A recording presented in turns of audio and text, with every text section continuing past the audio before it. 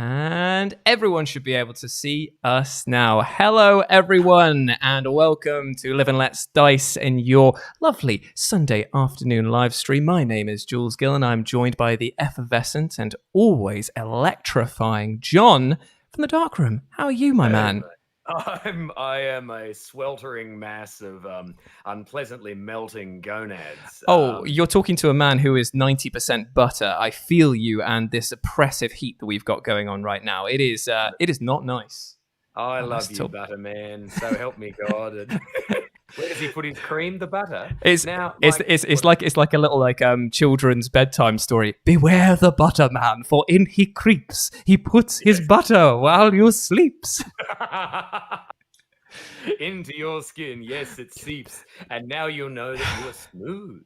It's actually quite nice. It's a good thing. It helps everyone. I was going to say kids, but I don't want to be labelled a nonce within the first minute of the live stream. It helps. Hang on, I'll wait till a minute and a half. It helps everyone drift off to sleep easily on a buttery golden ride. That's what it is. You've heard of piss play. This is butter play. I heard of butter play long before I heard of piss play. You've engaged in butter play? Yeah, indeed. I've played with butts in my time, but I've also engaged in a bit of butter play. That's in Last Tango in Paris. Is Marlon Brando taking the two fingers of butter and just right up in there. Just not great. Not great. Also, it's a minute and a half in. You're a nonce. God damn it. There you go. Timely accusations. That's what I like. Let's give a good shout out to everyone who's joined us today on this lovely Sunday. Now, just to explain, we usually do D&D, myself, John, Lawson, and Mikey, but unfortunately they were meant to get their internet installed today, but as is the case with every single British institution, it has failed them completely, and now it's going to be delivered tomorrow. I've just realised, John, that you said that you had your stuff mirrored, but it's come up on my screen as it's mirrored the text now. So you're the right way, but now all of your stuff says, recent donation says, Noit am nod. Don't summon the demons. Don't summon the demons, you fool. Hold up. Any better? Hey, there you go. Perfect. I'm pleased I was able to help. Oh my God, that scared the shit out of me. Now, I will tell everyone who is watching this stream and has taken the time out of their day to come and join us. You might have noticed that when you clicked on this, it said that we were going to be playing Chronicles of Mystara, which is a lovely D&D side-scrolling beat-em-up that John and I played as youths back in the days where arcades were relevant and not just a place to do drugs.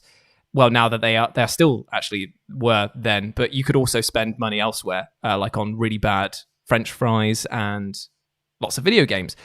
We were going to play that. But unfortunately, it didn't work. So we thought, we've got to roll the punches. You've got to roll the punches. So we thought, we'll load up a bit of Streets of Rage 4, get this, the whole beat 'em up thing going again. And then that didn't want to work either. In that it would capture it for a split second on my software, but then as soon as I clicked out to do anything else, like adapt the scene or change over stuff, it would crash completely.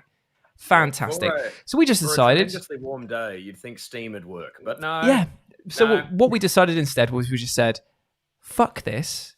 What we're going to do is just going to have a nice little chat instead. So for the next hour and a bit, we're just going to absolutely gab our fucking ears off and just talk to you guys. We'll answer any questions. We'll pose questions to each other. We'll answer deep truths and explore the hidden inner psyche that we've tried so many years to keep locked up within. So let's begin.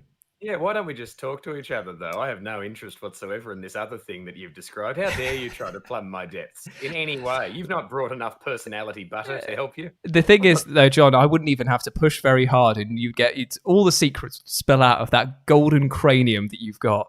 That's right. That is your biggest USP, is that you are the most affable man that I've probably ever had the pleasure of meeting, because you've got an instant ability to match the charisma and energy of the person you're speaking to, which I noticed when you were talking to people. It's like, okay, here's the energy, I'm matching it. Here's the energy, I'm matching it. And that takes a really, really intense and loving person to be able to do that. So yeah, take that compliment barrage.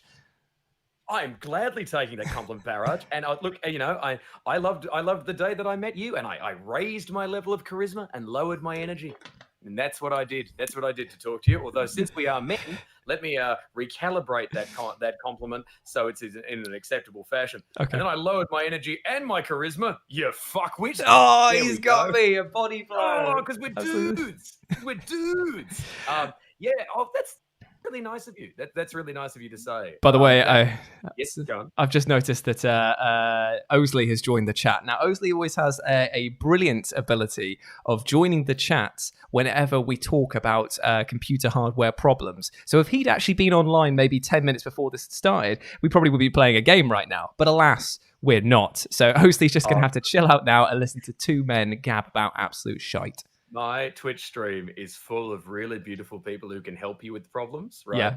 And then another sea of really beautiful people who actually can't help but want to, who are then subject to lag. So anytime something goes wrong, you'll have me go, oh, fuck. And then what I get is 2.5 minutes of, have you done this? Have you done this? And it's amazing. On a really hot day, when you're having a really nice time, there's something about, like, you have to take into this thing, go, these people are just trying to help, and it's not their fault that the internet's delaying them, and it's all showing in the thing. Yep. Right? If this were a conversation, everyone would have gone, oh, we were all talking at once, so we're going to stop. But they're actually doing the thing you want them to do.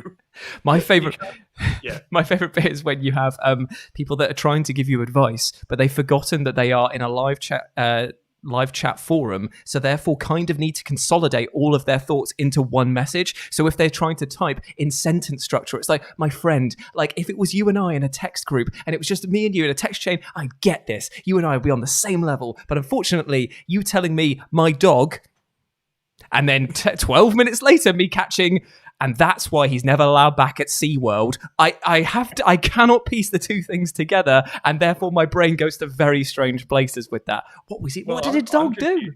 Well, I'm confused as to why the dog's doing hack comedy from the 90s. Hey. Who goes to SeaWorld? I don't know. Do you know what? It's the first place that I thought. But don't go to SeaWorld. They let them go. The reason I thought the can't go back to SeaWorld is I'm pretty sure it was because it was a Garth Marenghi thing. And I can't remember. I think it cuts back to Matt Berry's character, Dr. Sanchez. It's like, that's why I'm not allowed back to SeaWorld, like that. And I was thinking, I don't know why it popped into my head. I love him. I love Matt Berry. I ran into him at Edinburgh Fringe one year. Like, what, you were being sick? No, I was vomiting at the time, which is always a pleasure. And it's what I do when I want to match the charisma of someone where it's off the charts. Look at me now. Everyone is. He was great because I was really, really sick and my voice was fucked. And I decided that if only I could find somebody with a really beautiful voice and shake their hand, I could steal it. Nice. And so I found Matt Berry, thank fuck. And he was walking along and I just went, and he's a nice enough man that he will come towards you. Like if you kind of croak at him and go, hey, he's like, oh, I'll take that side quest. All right. Whoever that is. He comes over and he goes, yes. And I'm like, did you have to do any training for your voice? Right. Yeah. No. And I held out my hand and, and just went to do my show later. Just feeling like I'd done it. I faked my way through the day. You siphoned off a bit of his energy. But then again, if you're going to take anyone's energy, you might as well do so from a man who is basically the newest iteration of whatever spirit haunts Brian Blessed. It's a point. One day we will exorcise that demon and the land will be both safe and sad. Oh, I hope not. Brian Blessed is the land. When he dies, do you reckon he's going to be like one of those whales that gets like beached up and he's just going to go boom like that? Boom! Yeah, and it will just go everywhere. And all these like ghosts and goblins will come out just going like, Flash Gordon's still alive. Look, mate. Look, okay. Hiroshima, whoa, Nagasaki, the death of Brian Blessed. That's the third atom bomb. That's the third impact. Actually, the third atom bomb was in the WWF in the 1990s, mate. Atom Bomb. What a fucking name. Anyway, From the wrestling, so fucking good. Brian Clark. Is that actually his name? That's his name's Brian Clark. Oh, that's so... Atom Bomb, Brian Clark. Isn't that great? It's not as good, is it? Although Brian Clark nowadays would actually be a wrestler's name because they love going for real names, don't they? Well, look, the thing is, because he worked over and he ended up going to WCW. But if he'd been in the NWA, they would have called him BC Brian Clark. Oh, that would actually been all right. BC Brian Clark, but then he would have gone over to the WWF and they would have been like, okay, pal, you were born before Christ. That's what you're going to be. You're an Old Testament wrestler. Come down with 2 tablets. No. You smash them. Dude, what if it was BC? He comes down in the Flintstones fur loincloth, which would have worked, right? Because he could have tagged with the Viking, right? Oh my God. And the Barbarian. Right, Yep. and then he could have basically, and if WCW with Ric Flair, if they'd made him Spartacus, Woo! imagine that. They come down and instead he's got a club, and he basically just clubs somebody, but he does it the Triple H way, you know, when he holds the end of it, and just goes, oh. That's what we needed. We needed a team of wrestlers from prehistoric ages, or just various guys from history who, in a Bill and Ted way, had been gathered together. That would have been great. Yeah. Oh my God, we could have had like 2 kids. We could have had fucking Christian. Yeah. And some other bloke from Raven's Flock doing the Bill and Ted. Yeah. Back in time. We went back in time. We found these wrestlers. Fuck. Could you imagine that? Right, okay, so here's the scene. It's getting serious, all right? We've moved away from the sort of new era stuff where like the silly bollocks is kind of low. WCW is still going absolutely mental for it. But then Edge and Christian, or like whoever this group is that you've just made, the time travelers, they go back. It's like deadly serious. There's like the Undertaker who's like threatening to kidnap Stephanie McMahon. There's people getting ritually sacrificed and all this other stuff that's like going on that's like serious and gritty and real. And then you've got these guys who bring out the Time Squad. They just go like, Time Squad. Time Squad's so good. And then they just Oh, like the MVP thing used to be like tick, tick, tick, hits midnight, and then all of a sudden electricity hits. And then all of a sudden they come out, and it's like, and all they do is they introduce which bit of time. Dude. Wait, I'm going to try and capture my thought. Right. Yeah. Oh, no, look. Right, here we go. So what happens is that, let's just say it's Christian and Raven. Let's just say that those are the 2 that we've gone for. They come out at the beginning of every match as the manager of a randomly assigned one. And what they do is they basically talk down whoever they're fighting in the ring. And they say, right, so the only way that we're going to beat you is by going to, and they go beep, boop, beep, boop, beep, boop. And it literally opens like a door. And then the wrestler comes out. It's a different wrestler each time, or the same wrestler who dresses up in different things. Yes. Oh my God. Yeah. The gimmick is that the character's called the Man of Time. Right? Man of Time, their name, right? You know, cometh the hour, cometh the man with the power, and the time is now, right? And, hang on, cometh the hour, cometh the man with the power, and the time is... And everyone just goes, now! Now! And then you just watch now become whatever time it is. Yeah. Yeah, it's Edwardian era. So he comes out with like a big fucking Tudor ruff or something like that. Like... And to be fair, because then he can just do all sorts of shit puns. So it's like, I'm going to treat you roughly, you know, like that. Bliss. Yeah, sorry for anyone in the chat, by the way, who is just completely like lost at what we're doing. Like John and I are quite old school wrestling fans. Love the wrestling. So I'll tell you what, we're going to open up the floor. So if you've got any questions that aren't to do with booking a ridiculously mismanaged wrestling team, let us know, because we're just having a nice little chat because the games, they ain't working. So that's right. Come and have a little chat.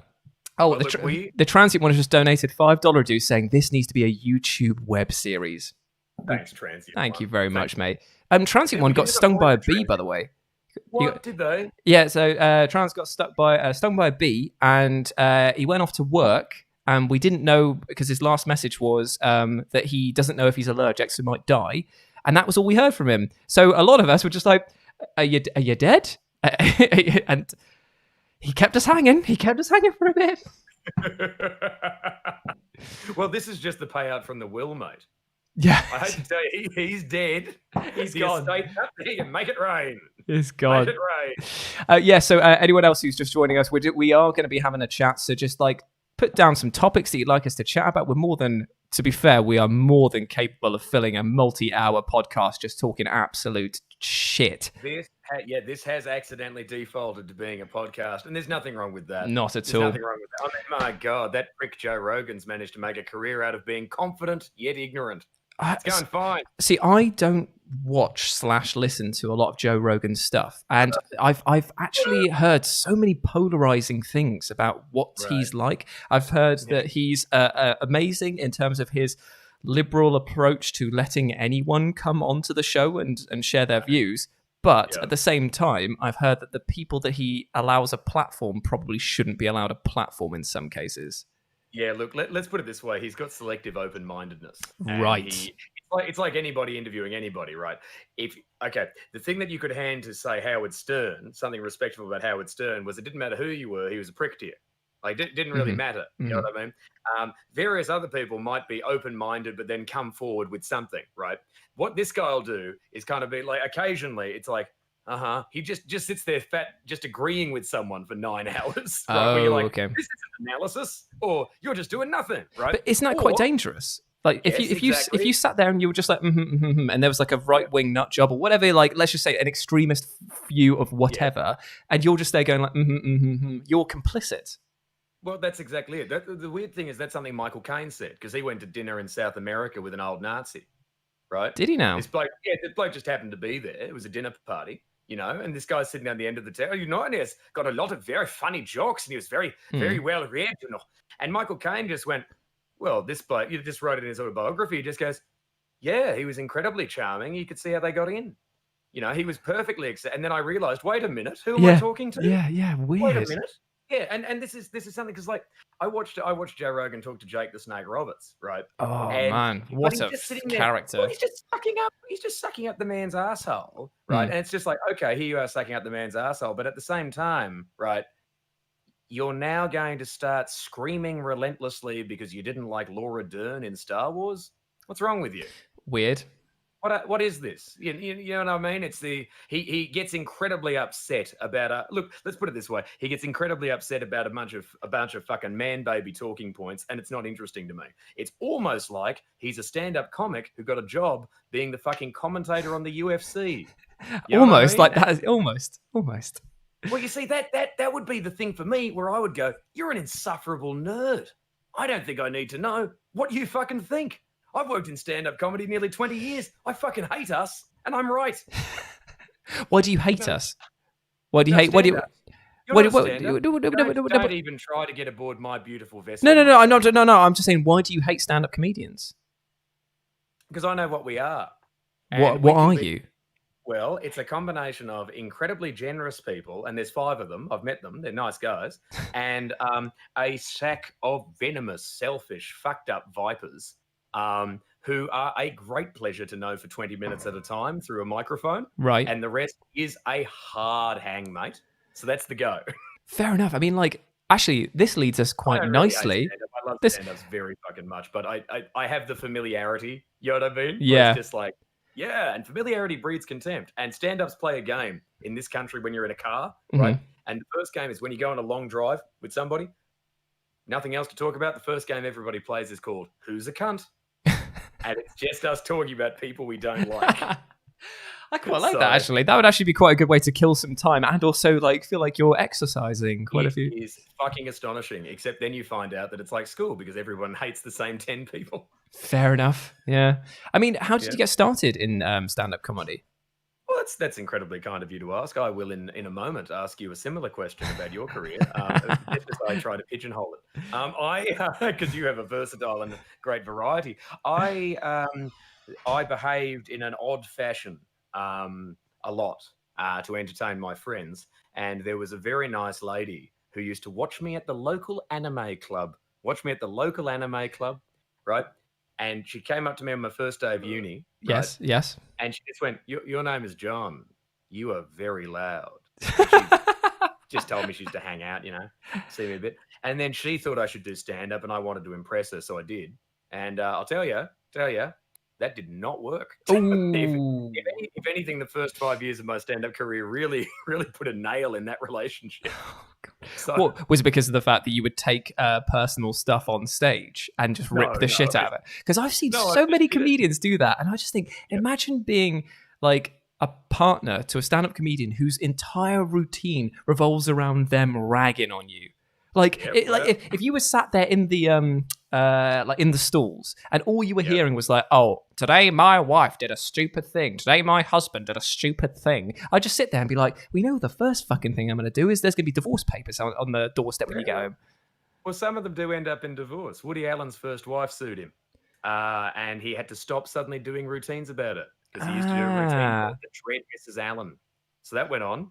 Of course, that of all of the legal problems Woody Allen's had, that's probably the most innocuous. I was about to say he's had a what's the word you prefer? That was his first wife. She was only 9. Anyway, there you go. What are you going to do, Woody? You don't care. You don't know what the internet is. Yeah, he won't check this out. I was just going to say, look, I know the reverse of that, right? Because my wife's. Oh, who have you waved at? I'm just waving at the fact that Lawson's in the chat here saying, "I've missed hearing John and Jules." Hello. G'day, Lawson. He's a good boy.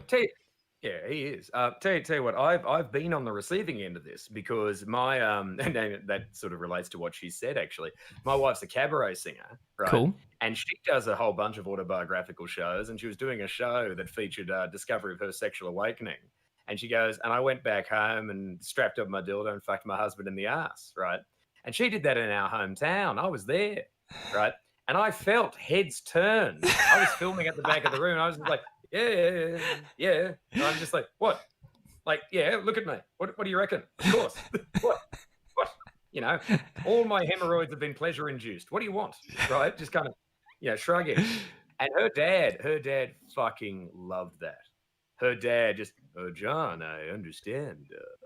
What? So it's like, I got the joke, and it's like, yep. No, he just thought it was screamingly funny, and it's one of those things. Like that's the direct effect. Occasionally, is like if you're known in that local community, people go, oh, okay, like sometimes they think it's true, sometimes they think whatever, So I understand. I mean, I thought that was screamingly funny, but if you hated it, it worked. No, like the thing is, like for me, if it was my partner doing it about me, yep, I find it funny because of the fact that 90% of my comedy is self-deprecating anyway. And if somebody can get a quick laugh out of it, it's like, oh, bold egg, whatever. Like, I don't care. Like, because at the end of the day, no one's got to live in my skin but me. And I'm happy being me. So if somebody comes up to me and like calls me a cunt to my face, yeah, it'll be horrible. I'll get over it.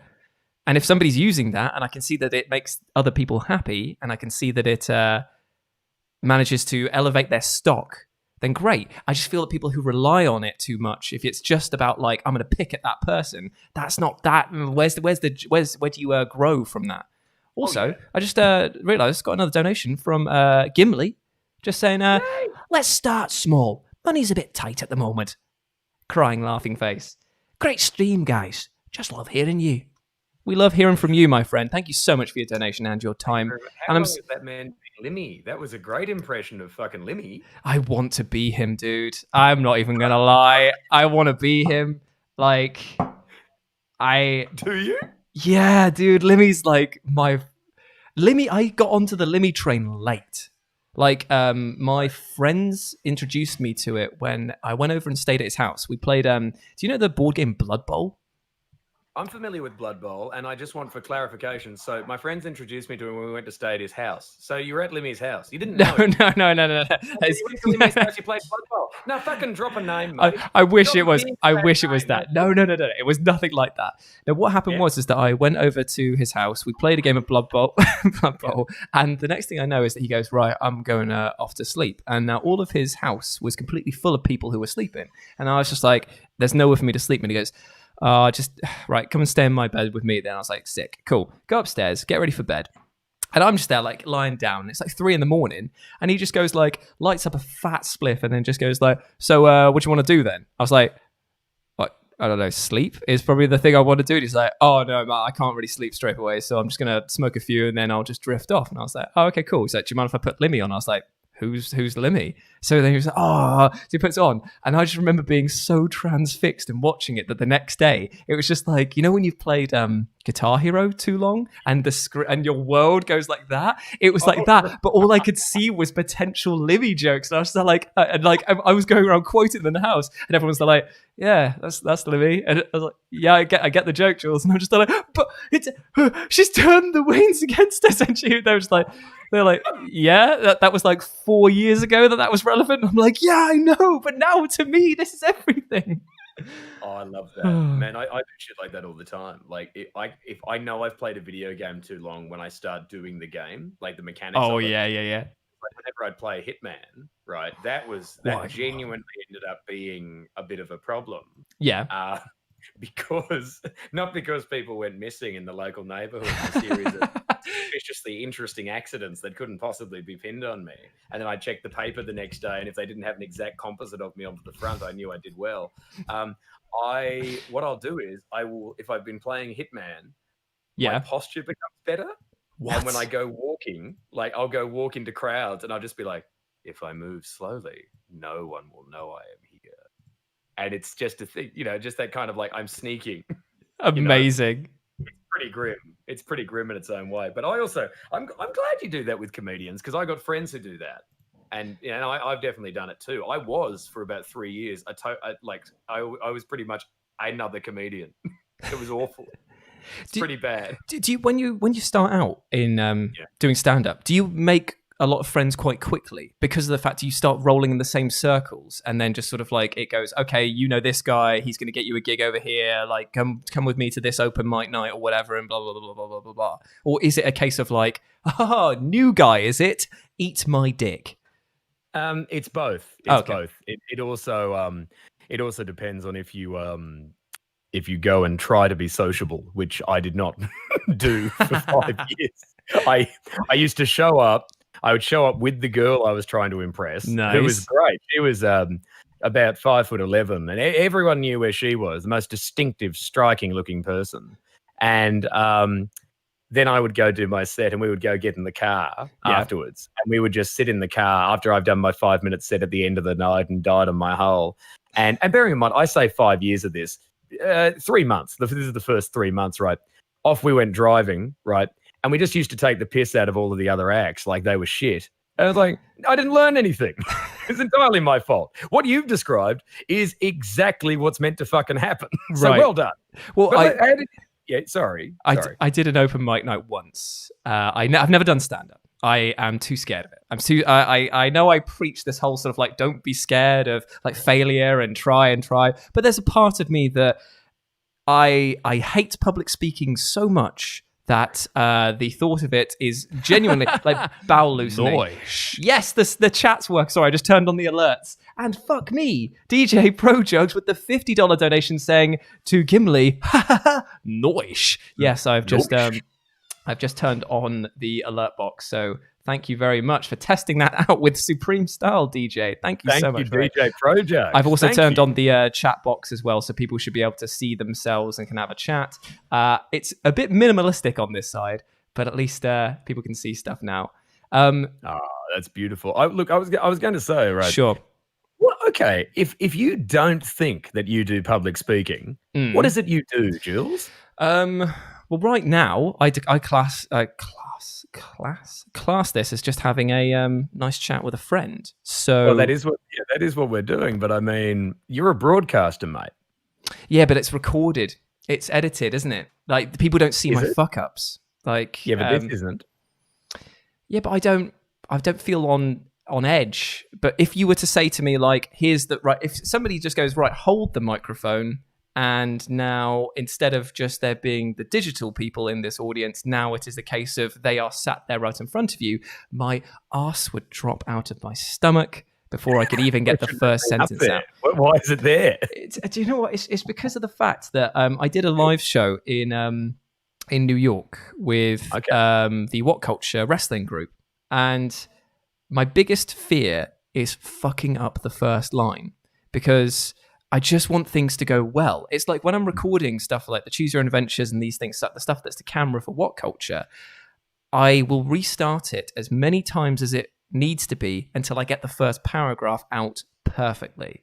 And that's just because it's my mental cleansing of just being like, right, if I can get through the beginning in one go, then even if I make as many mistakes as possible on the next bits, I feel like I can get through it. Because there have been a few times where I've had to stop the recording because I felt so bad about myself, because I have like I just get tongue tied all the time. You must have noticed it when we're talking about like doing the D&D stuff. I'll want to say stuff, but people kind of have to piece together what I'm saying because I can't get it out. It's so frustrating. That's interesting. I think you're one of the most articulate and verbose men I've ever met. Yeah, but verbose is the right word, because if I just say everything, something will be right. It's like a monkey articulate and verbose, man. That's perfect. Look, you do a thing. You do a better version of a thing that is what stops me watching my stand-up. because I have a series of verbal tics that are me filling time while I think.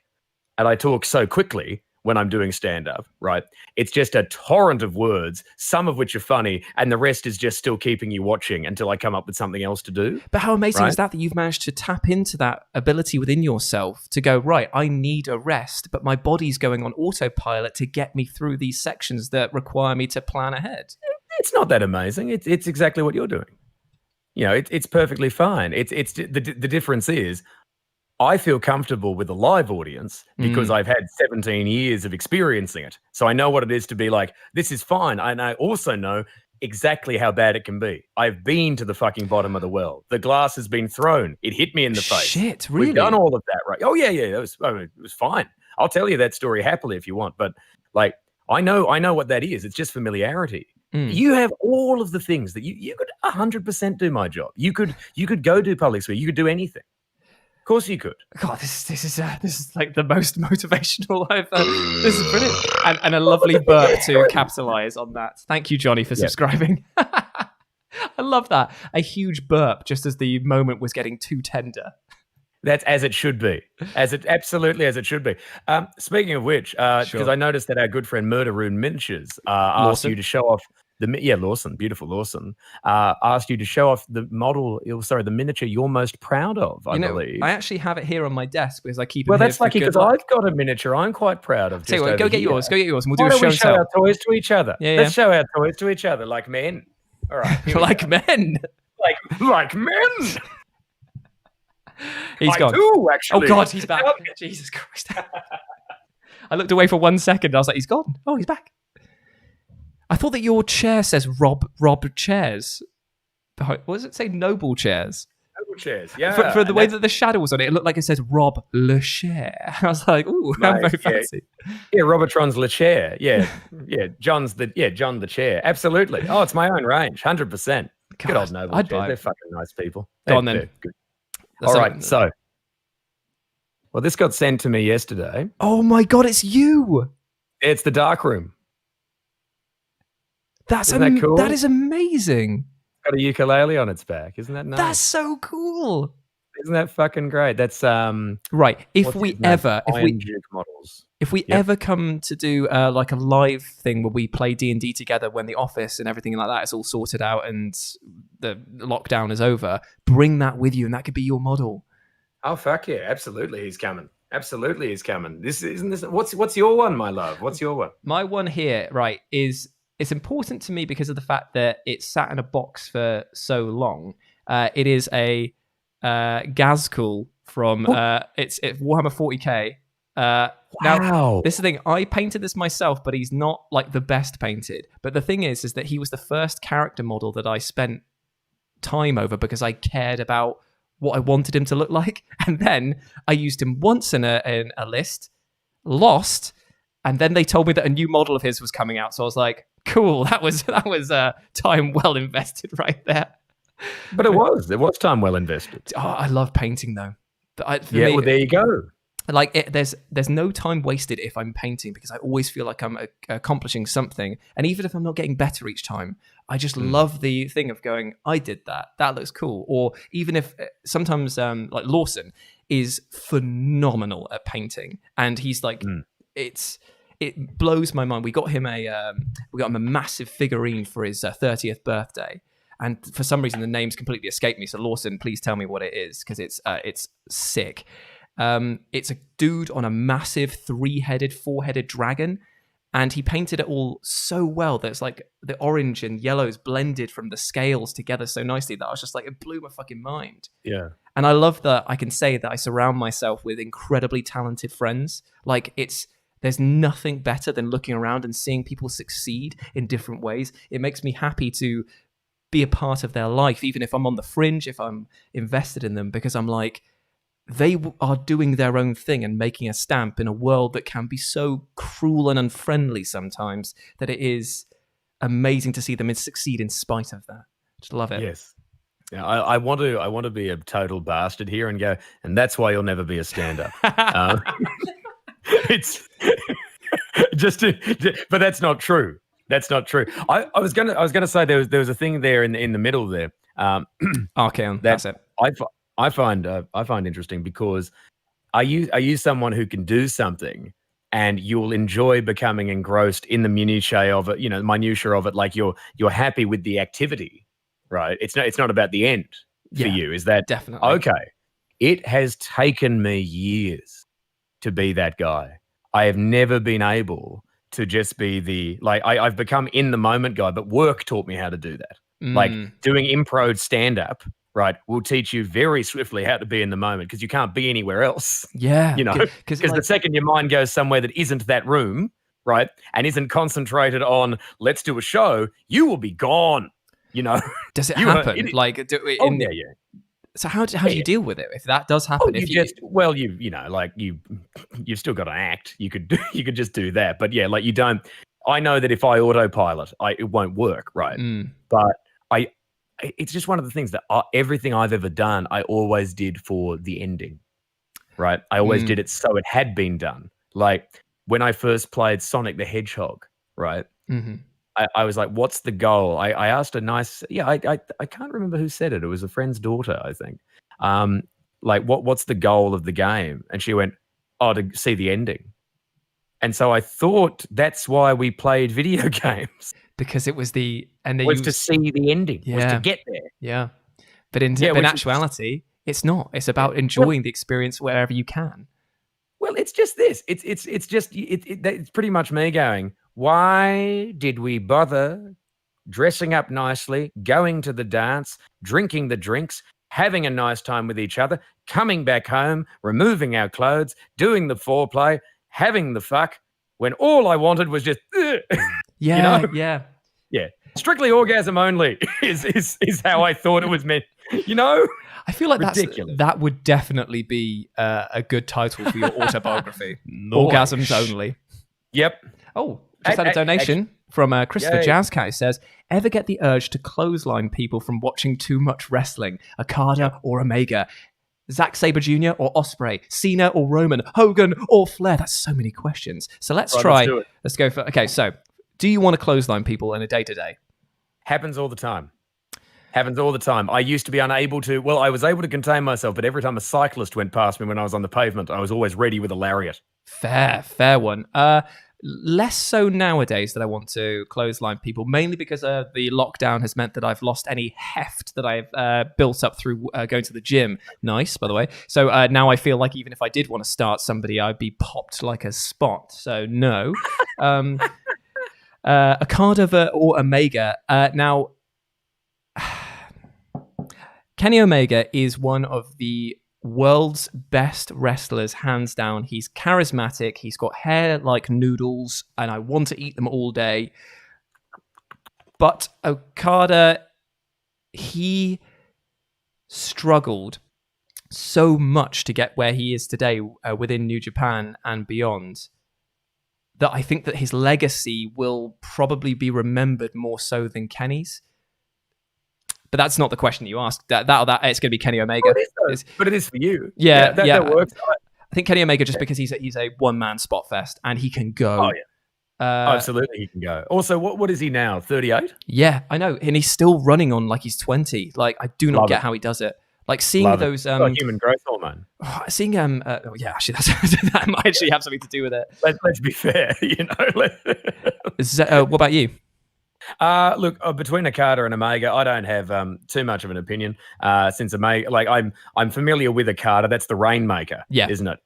Actually, you know what? Let's just give it to Okada because I quite liked John Grisham's The Rainmaker with fair enough. And Matt Damon. So there we go. And I thought, what a brave choice to name after that. You finished for a John Grisham novel. Good on you. This one's called The Fugitive. Actually, that'd be brilliant because it sends you into hiding. Zack Sabre Jr. or Will Ospreay?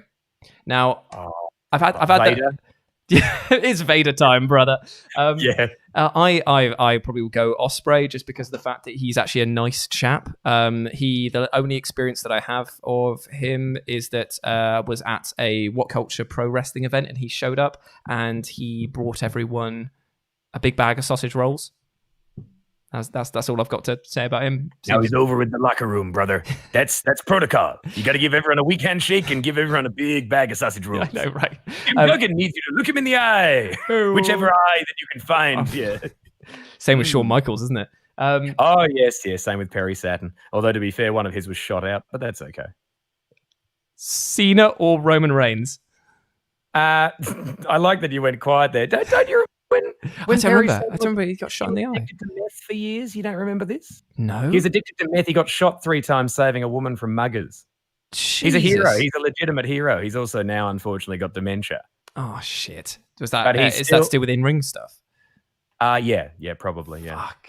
And the meth. But yeah, it's interesting because he's got a face tattoo now, and so if anything, like he is like a scary motherfucker. But it's incredible that he became. Look, the fact that he saved that woman is so wonderful. Mm-hmm.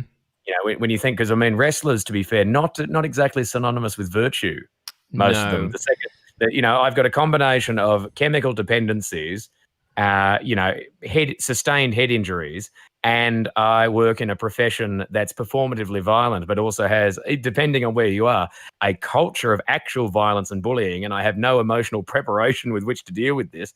Yeah, they don't tend to do well. It's a very strange lifestyle because every time you see any sort of documentary of wrestlers, like the amount of touring and travel and work rate that they need to do in order to apparently maintain their status within the community, it means that they actually don't see anything outside of the boys. Like they are so inside that bubble that whenever anything happens outside of it, like a person goes up to them and doesn't know who they are or treats them with a little bit of disrespect and isn't intimidated by them, because in the real world we don't fight all the time, so it's not something that so when that hits them, they're like, well, I guess I'm just going to beat the crap out of you or do something horrible. And it's like, no, that's not how the world works. That's how the scripted wrestling stuff works. But anyway, so Cena or Roman? I think Roman. Cena. Yeah, Cena's cool. Actually, I've got nothing. I hated him for a bit because I was a true wrestling mark for a while, and I saw his stuff, and I was like, "Oh, boo, he's winning again."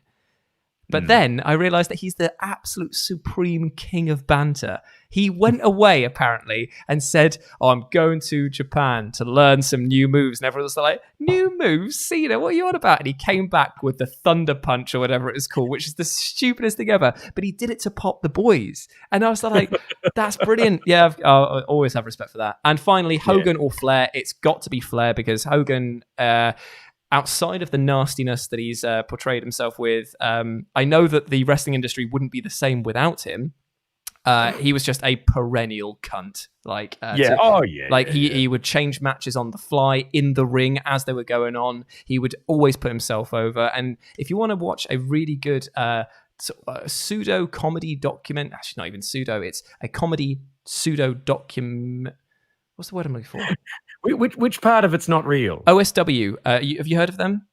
I'm familiar with the boys. Yes, right. OSW did a huge Hulk Hogan retrospective. Both the cats are in the kitchen. Is that what it's called? No, it was the Hulk Hogan era. And no, it's called Both the Cats Are in the Kitchen. It's idiosyncratic. Hello. Oh. Are you ready for it? My God, King, by God, there's a cat. There's going to be a cat on screen. By God. No cat. Damn it. Okay, they changed it back at Gorilla. There is a cat. There's a cat. Don't marry this one, King. Oh, wow. You all right?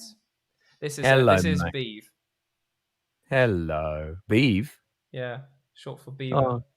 Oh, now I'm a believer. Hello, Beeve. She's beautiful. Look at you. She's a very, very good cat. I'm seeing if I don't want to bring her too close to the microphone, but I was going to try and see if we could capture her purrs, but I doubt it. Anyway, thank you very much, Kerry. Thanks for that. That's okay. It's no accident to have the cats out. Have you got any questions that you'd like answered, Kerry? Any questions at all? Oh, you've got a cat stuck to you. Fantastic. Is that the question? Can I help you? 2 secs, guys. No worries. That's fine. G'day, Chad. How are you? Jules is currently doing just a little bit of, let's be fair, pussy wrangling. Right. Now, John Cena gave us some, hey, Evando. Thank you very much there. Oh, lovely. Evando 2006 has said that's an Nick. absurdly nice thing. G'day, Nick. Has said, so proud and impressed by the talent you guys have and how amazingly you're doing. To have even a small fraction of your talents would be a blessing. You are very kind. Nick does not need to have any of our talents because he is a fantastic musician. He's been practicing guitar for I don't know how many years now, but he wrote us a D&D theme that we'll be using in the next stream, and I think that you'll like it because it's lovely ambient music for the background. It's I bet I will. Tip top. Look, to be fair, like musicians, of course, are the art form by which all other art forms are held up against. Yeah. Well, all performance ones. Anything else is, writing is held up against writing, and pictorial art's held up against painting usually. But like whenever this gets me, every few years there's another news article that goes, "Comedy's the new rock and roll," and it's that moment of going, rock and roll has been dead. Yeah, so thanks for that. Yeah, they started calling it rock in the 70s, but nevertheless, and also, no, rap is and has been for nearly 20 years. Well, nearly 30 years at this point, right? But yeah, to have a musician applaud two public speakers, very nice. Thank you. We look eagerly forward to introducing you on stage sometime. That's about as much as we can add.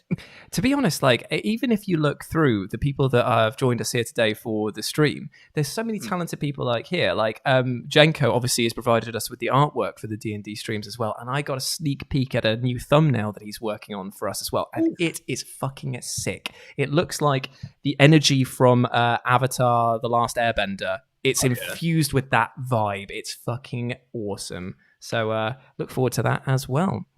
Oh, that's incredible. And also I love that you clarified Avatar: The Last Airbender, because of course some people might confuse it for the James Cameron film, but based on the conversation we're having, some people might be going, the Al Snow gimmick? What? No, the thing that the two-masked ninja? What? Al Snow trained my friend Phil. I bet he did. And I bet he did. I'm pretty sure he's trained a lot of people, to be fair. Yeah. But Phil, who works at What Culture, got trained to be a wrestler, and his character was Hobo Joe, and his finishing move or signature was called the Big Issue, which is just beautiful. Fuck. So. Nowadays that wouldn't fly, would it? You can't just go around just saying I'm homeless, because that's like, I was going to say homophobia, but it's not. It's homeless phobia. That's a very funny joke that you've got there. It's no homophobia, thank you. That's the that's exactly what it is, because there's no. But the only reason I'm doing that is because I'm just there going. Part of me just went, okay, cool. What does that add to the discourse? And then I'm like, the second I said discourse or even add, I'm like, it's wrestling, John. Yeah, just step back. Wrestling.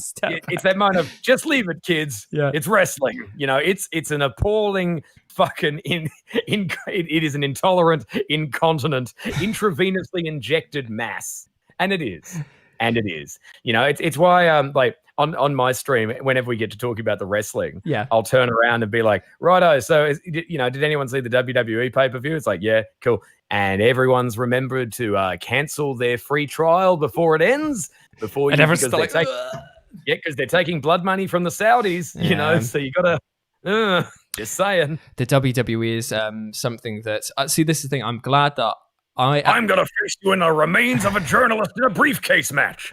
Something like that. Luckily, the way that things have worked out. Women's rights on a pole match. There you go. Oh, God, it's too true. That's depressingly true. I'm glad I don't have to work on the wrestling side as much at the moment.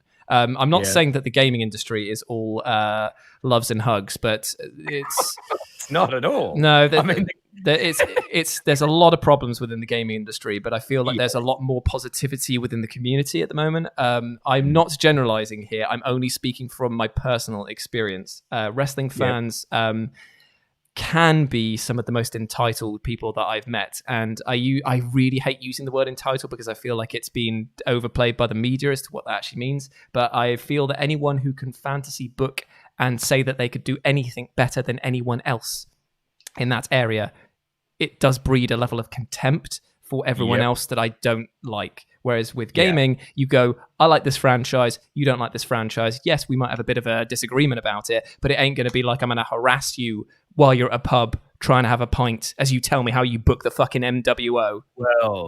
Well, I mean, Well, no, though. I mean, no. I mean, because Gamergate happened. I'm just saying. Yeah. I mean, like, well, no. You know, various people had to leave their fucking homes. I mean, it was a great. You just fantasy booked the world, and it was a better place in which people aren't shit. Good on you. I just enjoyed the time when we got Journey. Remember the time that just Journey came out, the video game, and everyone was just happy for about 3 or 4 hours? Yep, no, it was delightful. It was delightful. I mean, not they weren't happy for 3 or 4 hours while playing Journey. I mean, that took what? How long was that? Half an hour? Was it thinking of the same game? It must be. Maybe Journey, it's I had to play. Were you the mute woman with the cape? Yeah, it gets longer. Annoyingly, I didn't get a chance to play it all in one sitting. I feel like that ruined it for me. I feel like there are some games that you need to sit down and just play from start to finish if they're short experiences like that. Oh, absolutely. Sex is one of them. That's a great game.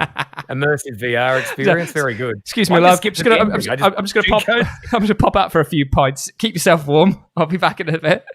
Up, down, left, right, B, A, start. Done. It's the Kuntami code. Hey, call him mother. Hello. But yeah. Oh, look, it is interesting. It is interesting, like that question about what do you reckon, Hulk Hogan or Ric Flair? Oh, yeah. Because I went through a huge period where I just kept going, Ric Flair, world's best wrestler. Mm-hmm. You know, Ric Flair, world's best wrestler. And then I watched 3 of his matches in a row and realized, oh, same thing each time. I mean, Bret Hart was right. Yeah. What do you know? But at the same time, I still enjoyed watching it. Bret Hart is I was speaking to them. There's 2 guys at work called the Dadleys, Michael Hamflett and Michael Sidgwick. And Papa Ray and Diva. Yeah, amazing. And they are huge fans for Bret Hart. Yeah, they don't like tables. But huge fans of Bret Hart. Yeah. And I was talking to them about Bret Hart matches, and it was the Bret Hart versus Owen Hart at Survivor Series 93 or whatever it was, 96 maybe. And there's one segment, it's over the head camera shot of them doing technical mat wrestling. And in this scenario, Bret is the face, the good guy, and Owen is the heel, the bad guy. And at the very end of the continuation, Owen puts his foot and rubs it across Bret's face. And Bret shoots him this look that is so genuine that it sold me on the entire emotion of that one match. And when I told them about this, they were like, so 2020, the year that Jules got it. And I'm just like, Bret Hart was amazing. Yeah. Grumpy as fuck, but... Well, yeah. I mean, I didn't realize how profoundly stupid I was in my tastes, right? And bearing in mind, I love wrestling, so that should be an indicator, you know. I have been, because I read Hulk Hogan's autobiography, and it was the second one that starts with him in the process of attempting suicide, which is, you know, horrifying. Yeah. So we've got that. We got Bret Hart's memoir and Roddy Piper's book, right? I read all of these things, right? Yep. Off the back of them, I picked up, for a combination of half-remembered nostalgia from when I was a boy, I got the best of Hulk Hogan's matches, right? Right. And I've got the best of Roddy Piper's matches.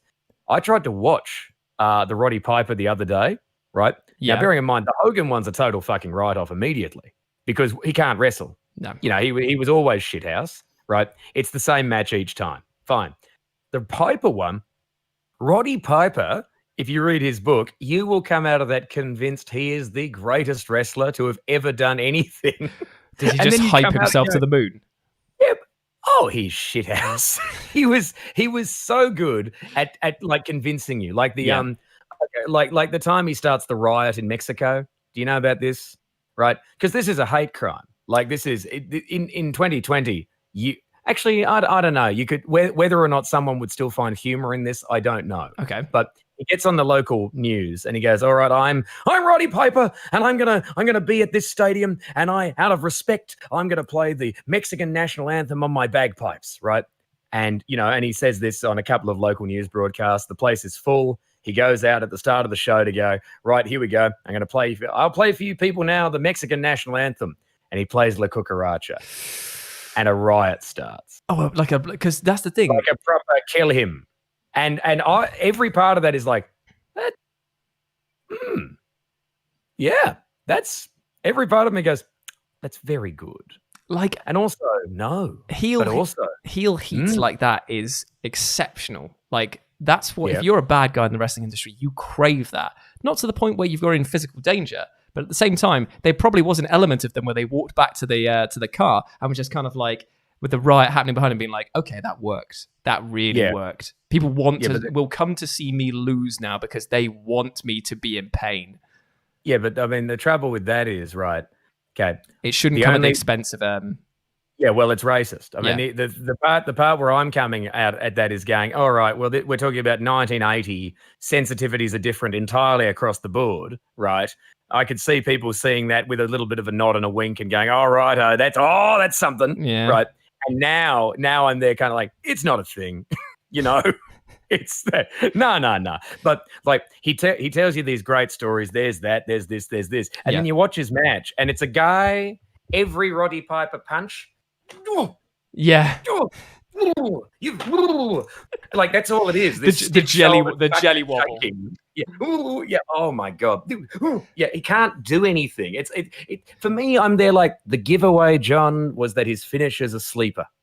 That's when you should have realized. You know, we're genuinely talking about a Brutus the Barber level of physical talent here. Apparently, Vince McMahon graded what finisher he gave you depending on how competent he thought you were in the ring, which obviously makes a lot of sense because he didn't want to do a devastatingly difficult finisher if you can't even pull it off.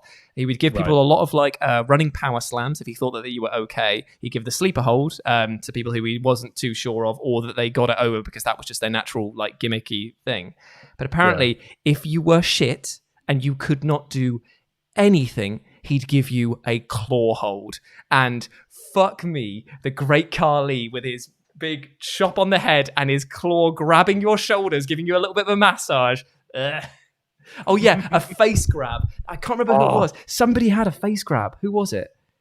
I can't. Was it Meng the Merciless? Meng? Oh, Meng. Yeah. Or Quang? Quang might have had one where it's like, it's like a face grab. Oh, my face. I can't do anything. I bloody love the claw. I love the claw as a finisher. It is useless. Oh my God! Look, because Fritz von Erich used to do it, right? Because it was because Fritz von Erich and Baron von Raschke, the two, the fucking let's put it, the post-war Nazi wrestlers, which is what their gimmick was. Until, of course, they both, as the years went on, became old men who actually ran businesses and therefore became all American boys. And we don't look at those old photos. We don't know anything about that. Fritz von Erich. Okay, like wrestling tells you, on your final match, you go out on your back, you lose. Yes. So Fritz von Erich, of course, wins his retirement match and wins as the world heavyweight champion. Amazing. A retirement match against King Kong Bundy, in which he does his devastating claw hold. Now, the claw hold we're describing goes on the head, right? And if you've got the top, well, no, like there, like if you've got a really big hand, right? If you've got a really big hand, okay.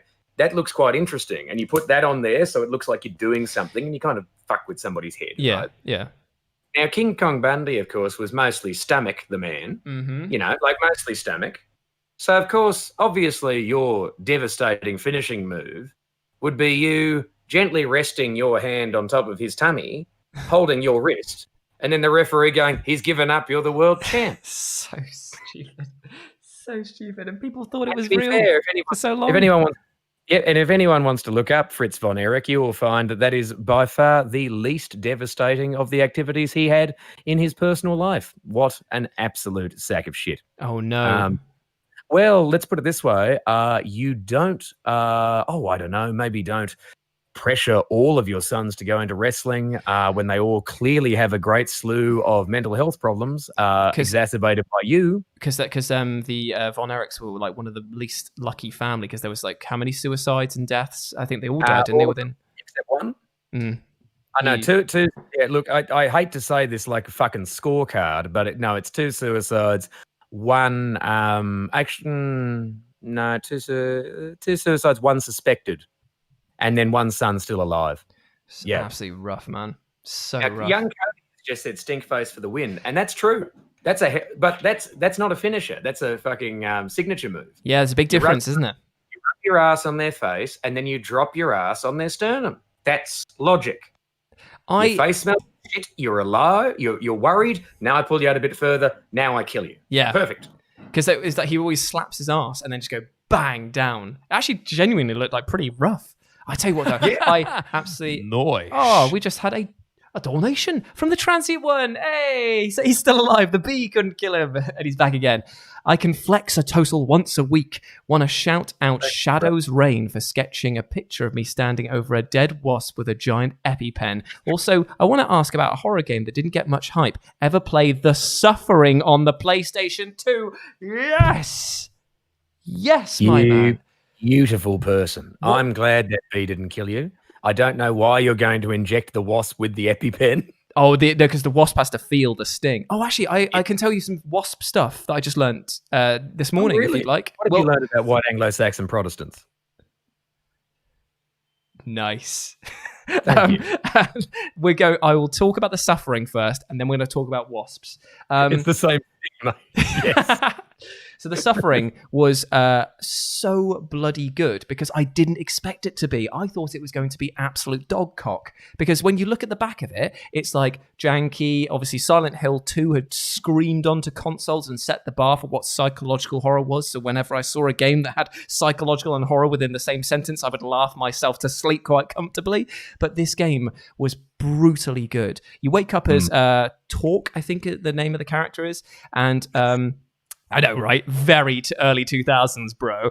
Yeah, I think his brother Talk provides my internet. Yeah, no worries. He wakes up in a prison. Literal hell has opened up on this. I think it's like Baltimore Island or this prison island he's on, and it's infused. All of the enemies are infused with the ways that the prisoners were killed and the atrocities that took place on the island. So you find ones that have like babies with needles coming out of their eyes because it's like lethal injection of like infants and stuff like that. It's fucked up. Then there's ones of like gunsmiths who were like killed by firing range. So they've got firing squads. So they've got guns for arms and all over them, but they've got blindfolds on so they can't see where you are. It's the design of the enemy was so good. Oh. Ties That Bind, the second one, was also really fun as well. Right. I really enjoyed that one. I saw copies of The Suffering while I was on holiday somewhere, like miles away from my PS2, so I didn't buy it. But I remember like just the cover as well. Yeah, it's screaming dude. Man's got no skin, as I recall, and he's just screaming, holding the bars, and oi! My God, I'd never seen box art that genuinely just reflected the title perfectly. I love it when you get that though, when it's not just Captain Generic look with an explosion behind him, like something evocative on the front cover. Yeah.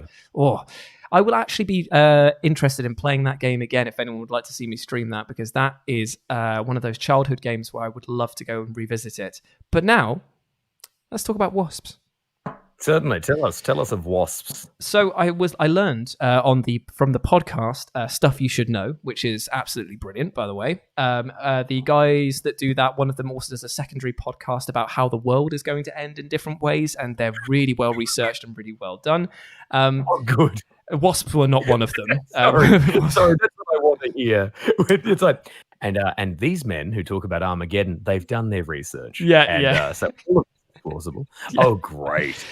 So the wasps, though, they were basically saying that wasps get a bad rep because obviously we're all about like save the bees and stuff like that. And to be honest, like fuck the wasps. I don't want to be saving no wasps. So they were talking about how there was they also do a lot of pollination, and so because of the absolute downturn in bees, farmers are looking at them as a new way of pollinating crops. So I was like, oh, that actually could be quite useful. And they do kill a lot of insects and stuff like that, the same as bees, but the difference is that they are omnivores, so they will attack other insects and eat them, as well as vegetation and pollen and stuff like that as well. But the real interesting thing is about the sting. The stinger is only on the female wasps, apparently. Didn't know that. From the abdomen. And also, the reason it hurts so much is because the biotoxic chemical compound that it injects into you is it disrupts the flow of your blood by expanding the veins. Hence why it causes that swelling and horrible pain. But the only reason they do that isn't to try and kill anything or paralyze it. It's to basically make the wasp seem less, not inept, but less, what's the word I'm looking for? Weak than it is. Yeah. Right. Oh, so it's pretty much fear gas. Yeah, fear gas. Yeah, it's they are the scarecrow of the bug world. But so there you go. It's a little bit of that. I love that. I love that because every animal has something there. Like every animal has that built-in thing of saying, "Look, I actually can't." Like, unless it can kill you, right? Every animal has that. No, I'm very frightening. Yeah, you stay away, sir. Me. You've seen the clip of the owl running into the dog, and the owl just makes itself look absolutely colossal. Yeah, it's great, and you're just like, it's just a fucking owl. But like, it's like, I love the fact that they have all of these techniques. Like, that was another thing from the podcast actually, which genuinely, I know that a lot of people go, "Oh, this will blow your mind when you learn about this." But this one, genuinely, I stopped painting and was just like, because I was painting the walls of my new studio, and I was just like, "That's really cool." So, Japanese hornets, huge, deadly, horrible, will chase you upwards if they have marked you with a pheromone up to 2 miles. Great. Horrible. So, how do you get rid of them? Well, if you are a Japanese honeybee and one of them rocks up to your hive, and let's just say it's just 1 or 2 of them as a scouting party and not the whole swarm, because they will absolutely destroy you because they eat your own heads, but that's not the point. You can take them down by literally covering them with all of your mates and flapping your wings so hard that you generate so much heat that it will cook the Japanese hornet alive. It will liquefy the insides within the carapace because they are so warm. You might lose about 1,000 of your mates doing so, but you will have killed a giant Japanese hornet. There you go. Yeah. How amazing is that? Yes, friends. And that's the story of how the Borg managed to take down one ship from species 8472. There we go. Mate, the Borg. The Borg. Possibly the best TV villains ever. Yep, I'll go with that. I do have my own favourite from Star Trek that's not the Borg, but I'm more than happy to acknowledge that the Borg is the most relentlessly threatening one. Yeah. Let's put it this way. There's a moment, without doing any spoilers, there's a moment where it looks like the shit's about to get real in Star Trek Picard, and I got out of my chair. I was ready to go. Ooh. I was very excited. Now, of course, I mean, maybe, just maybe, it doesn't get followed through on, and that's probably for the best, because the Borg is such that you would have to spend all of your time on it, right? Mm-hmm. Like the series would have been over. Yeah. But my God, I adore the Borg. Very much. See, I don't remember what episode or season it was from, but I remember them exploring the Borg where they fired their weapons at it, did nothing. Yep. Then they improvised a new weapon and it did a load of damage, and they fired a second one, and in between the time of them doing that, they'd already learned how to codify and go against it. And at that point there, I was like, oh, this is going to be a 2-parter, because I was like, this ain't going to be resolved in about the 40-minute episode or whatever. I was like, oh my God. Was it a 2-parter? Oh, it was. I think it was a 3 or 4-part. to be fair. Okay, because I was going to say, because if it's a 2-parter, it's the best of both worlds from Next Gen. Actually, that's the one. That is the one I'm thinking of. Did Picard get assimilated? Yeah, yes, that's the one. Yeah. The Cuteness of Borg. So good. I think. Hang on, I'm fairly certain I can do something with that. Give me a minute. Yep. Deep Space Nine best season. What, the best season of DS9? No, sorry. I should say the best spin-off or what? Oh my Christ! It's a good question you ask. Yes. What the fuck? Make it so. Make it so, number one. Yeah. What the fuck is this? What am I doing? I'm attractive. Dun, dun, dun, dun, dun, dun, dun, dun, dun, I tell you what, I'll go and get some popcorn and we'll watch this. No, we're not doing that. Let's not do that. That was amazing. I do that on my stream all the time. I need to do more stuff like that with my streams. I like having visual comedy stuff. I feel like it accentuates it. Like, do you know of an Irish comedian called Francis Higgins? I'm not familiar with Francis Higgins. Very surreal. Like, you'll be watching it and just be like, I don't know why this is funny, but I am laughing. Like, the last game that I saw him play, he was playing Flight Simulator, and he was playing it stone cold serious, but then for some reason he would just then edit in clips. Oh, thank you very much, Stuart Medway. He's just subscribed. He would edit in clips of like an Irish political party giving a speech. and it would just cut into it, and then he would just like cut to him just going like, I deny this, and then he'd just go back to the game, and I'm in stitches. I don't know what is going on because it's so surreal that you're just kind of like, oh my god. Look, I fall on the ground for stuff like that. Have you seen Pop Team Epic? No, I have not. It's an anime, which a friend of mine, I just said to him, oh, I've been watching this. And he went, my God, John, you've been watching shit posting the anime. Is it good? And, I'd be hard pressed to say it was good.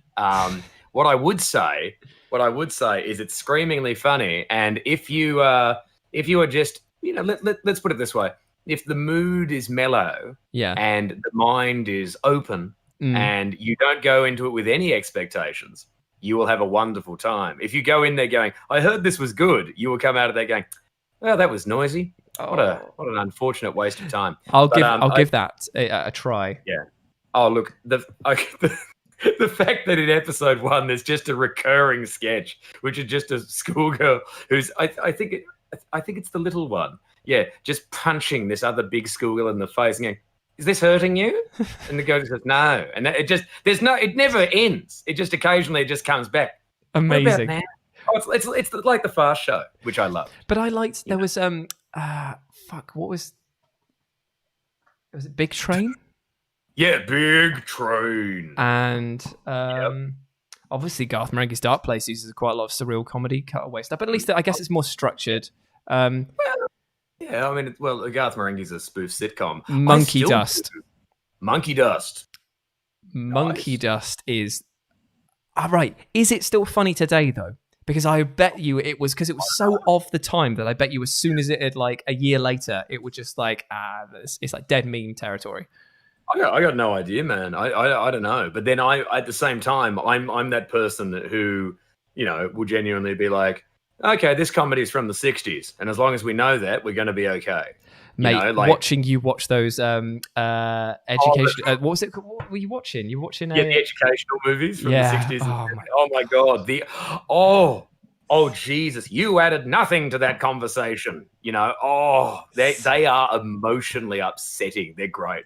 I love the fact that your audience as well is so in tune with what's going on, so that there's a level of just everyone's playing this perfect role. This is like, I adore the community that Live and Let Die has allowed me, Lawson and Mikey to build. And obviously thanks in part to you as well, bringing your subs over and checking us out. But there's like different streams encourage different reactions from people. Like, when we're playing a game, for example, it's usually a very chilled chat. When we're doing like a podcasty style chat like this, or just like a riff-in chat, you get lots of people being very personalized with their answers. But when you've got your one, when it's like performative, people are also adopting characters within the chat. And I really find that is like, that's the difference between the Hulk Hogan fans and the Bret Hart fans. You get the Hulk Hogan fans are numerous. They are aplenty, but they're casual viewers and maybe not as dedicated to following you through the walks of life that you're going through. The Bret Hart fans are with you to stay. Like, Live and Let's Dice, I've got to see the Bret Hart fans of the people who love what we do.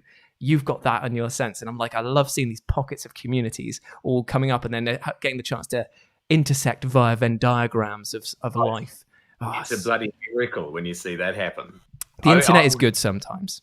Sometimes, yeah. I mean, look, the internet has been very good to me twice. Once has been Twitch, and the first time I discovered pornography. So, did it come after? Was it Twitch first, pornography after?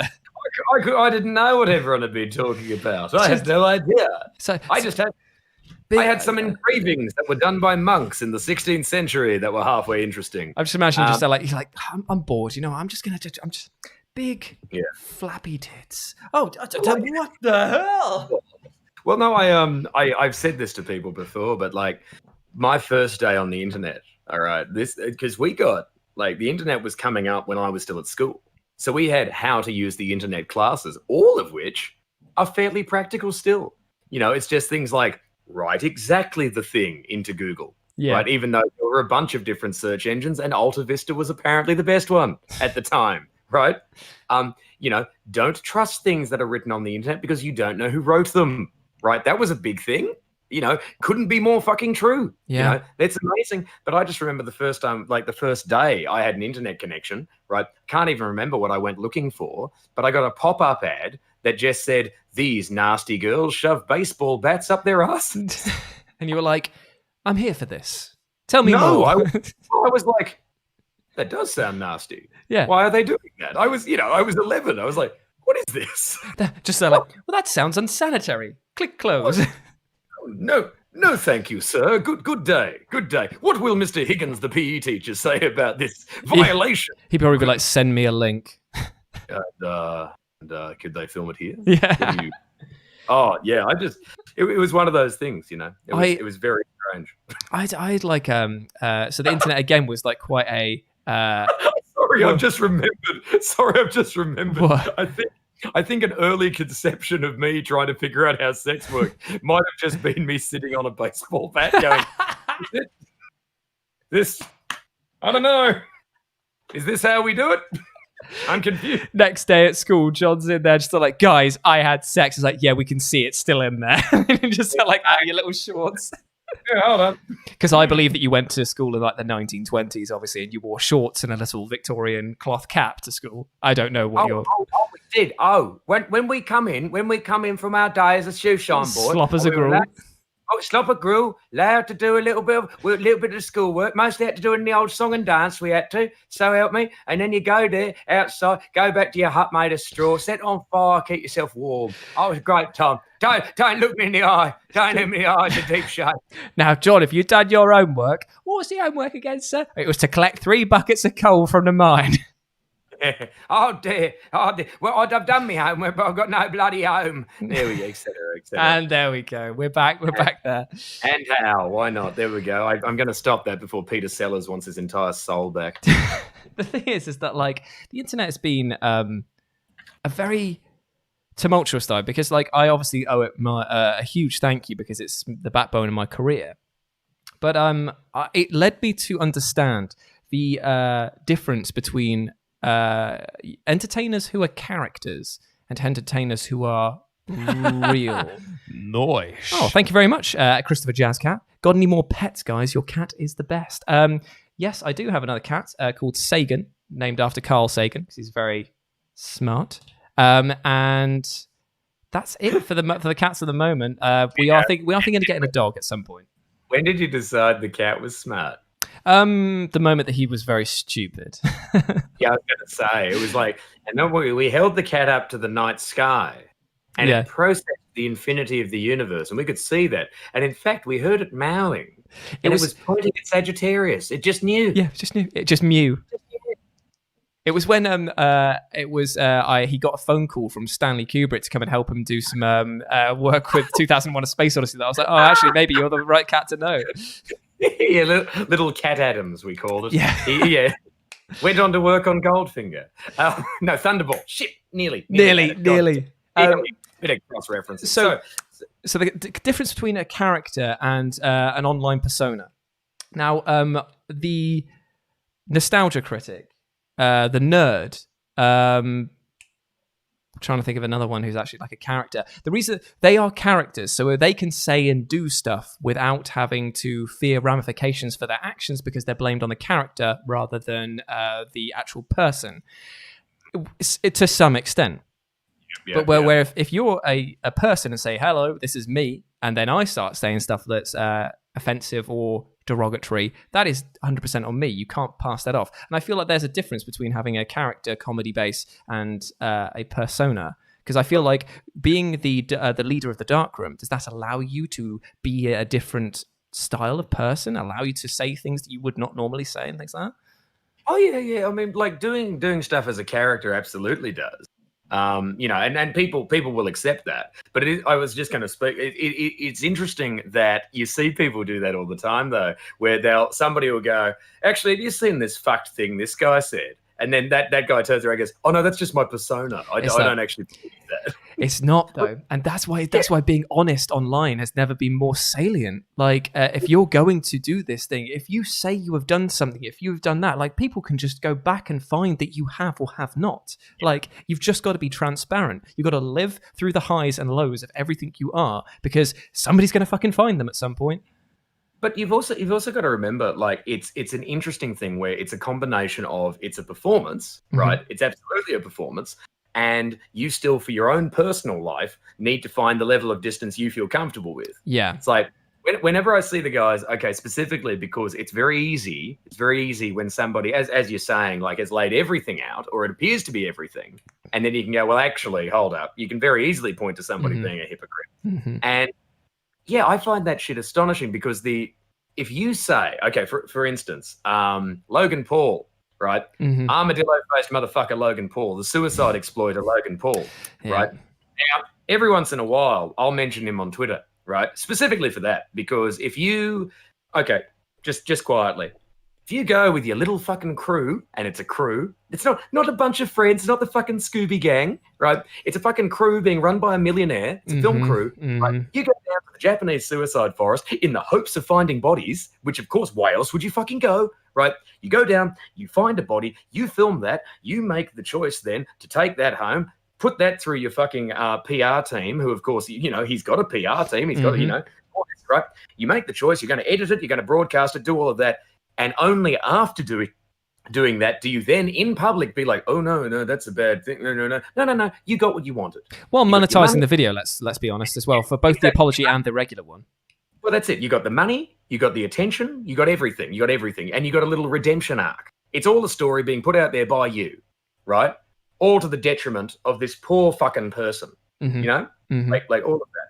And I remember when all I am is just somebody who just said that in much shorter. I think my exact words were that I hope that Logan Paul died. Didn't wish him to kill himself. I wouldn't wish that on anybody, right? I hope that one day Logan Paul died and somebody came along, filmed his death, and made a ton of money off it. Just because it'd be like karmic retribution. Exactly. I just wanted people to, and it was amazing, right? People coming in, they were so angry, like I was personally attacking their hero. And it was that moment going, no, I haven't done anything. What I've done is it said something about somebody on the internet, right? Without even tagging them. This is, you've filmed, made the choice, edit. There are so many steps that have to go through. And at no point did your moral compass kick and then in. one person was like, Logan promised to share his life with us. And it's like, no, he didn't. He didn't promise to share anything with you. What he promised to do was provide a unit of entertainment, which you think is life. Strange. And that, it is an incredibly strange career that you embark on when being an entertainer, because you are exposing so much of yourself. The reality, the wall between you and the viewer is so paper thin. The more that you're willing to give. But it hurts that so much more if it's not treated with respect in any way. It's a case of you could see people abuse that power. You can see people use their fan base to target other people, things like that. There's so many examples of people using it for sickening uses for nothing more than it just inflating their own ego. Yeah. And watch what happens anytime somebody gets accused of a crime on Twitch. Watch what happens anytime someone gets accused of a crime. And what's the thing? Because what they do is, right, it's that moment of going, hold up, you have been publicly accused of doing something horrific. So what do? Like, what is the appropriate action, right? The appropriate action is probably to go talk to a lawyer. Yeah. The appropriate action is not to attack the person who did it, right? Or embark on a 45-minute long rant. We go, oh, these bitches just chasing clout, trying to make their names off me. Yeah. All of this, right? Keemstar. Yeah. This whole there's a recent thing, wasn't there, between him and Ethan Klein from H3H3? I don't know. I try not to involve myself in YouTube drama because I cannot think of a more petty way to spend my life. Like, if you enjoy that sort of thing, that's fine, but ask yourself really, like, are you getting enjoyment out of other people's misery, and is that an indicatively that's a negative thing? Like, yeah. Like, these are exploited. This is what I'm saying. If you take something like that and your first impulse, right? Because there's a difference between taking pain and making art, right? Taking pain and making art is living through something and processing it through the creation of something else. Yeah. And then honing that thing until in the end you have a document that you can go, look at that, this is my expression of this, right? And that can be a remarkable thing, right? And you can sometimes see people occasionally, like they might have fantastic verbal flights of fancy as they're processing trauma, right? But the thing not to do is go, well, hang on a second. And I'm saying morally, because I mean, obviously it is the thing to do because these people are fucking millionaires. What the fuck do I know, right? Okay. But morally, if you go, well, hang on, hold up, I actually have an intense personal problem here, right? Which needs to be dealt with by systems like a system of law, a system of private communication, various things like that. And your first impulse is, I reckon I better stick the camera on.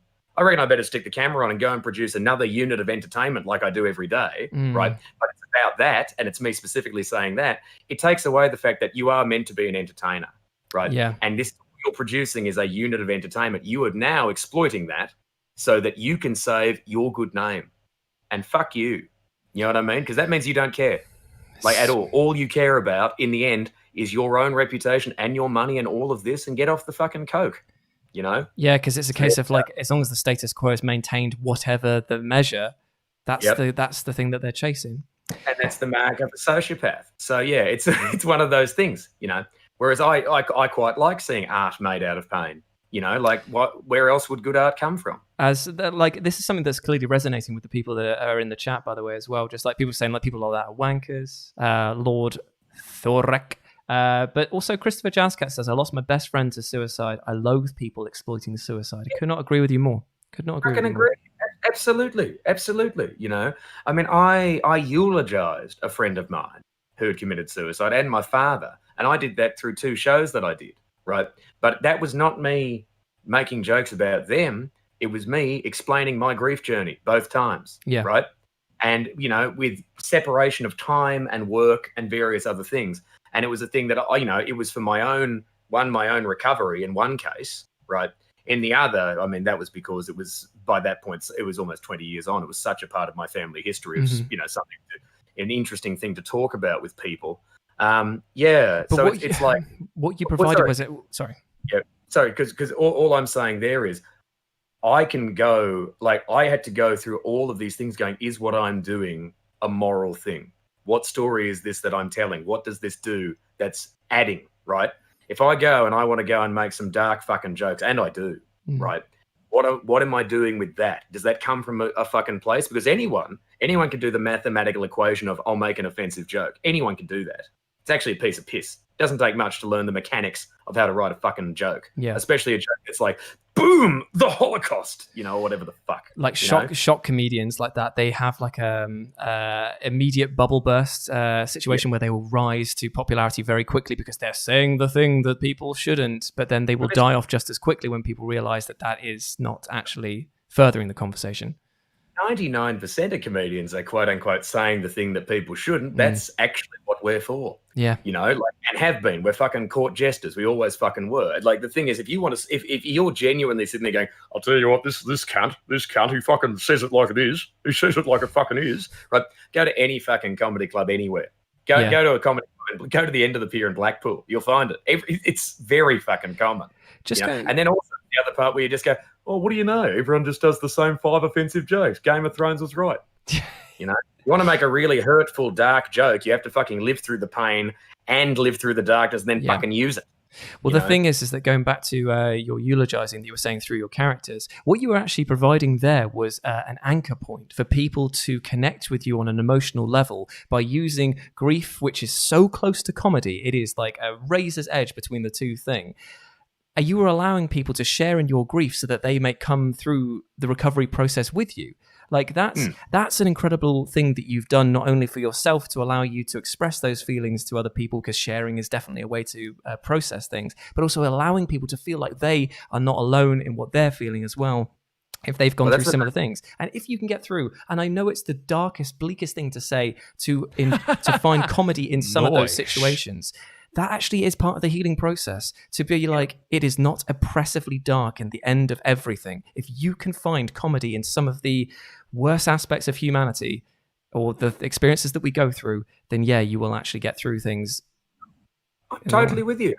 And you, of course, you have those beautiful life-affirming messages at the end of your videos, which are very fucking beautiful. Thank you. Well, they are, and what you've just said there is wonderful. It's interesting, like seeing people, because now people are talking about it, down in the chat, which is a wonderful thing. Yeah. Lord Thor said everybody grieves differently. I use humor. It's got me in trouble before, but it's how I cope. I understand. Yeah. I understand. Look, the age isn't important, but I spent time as a child, right?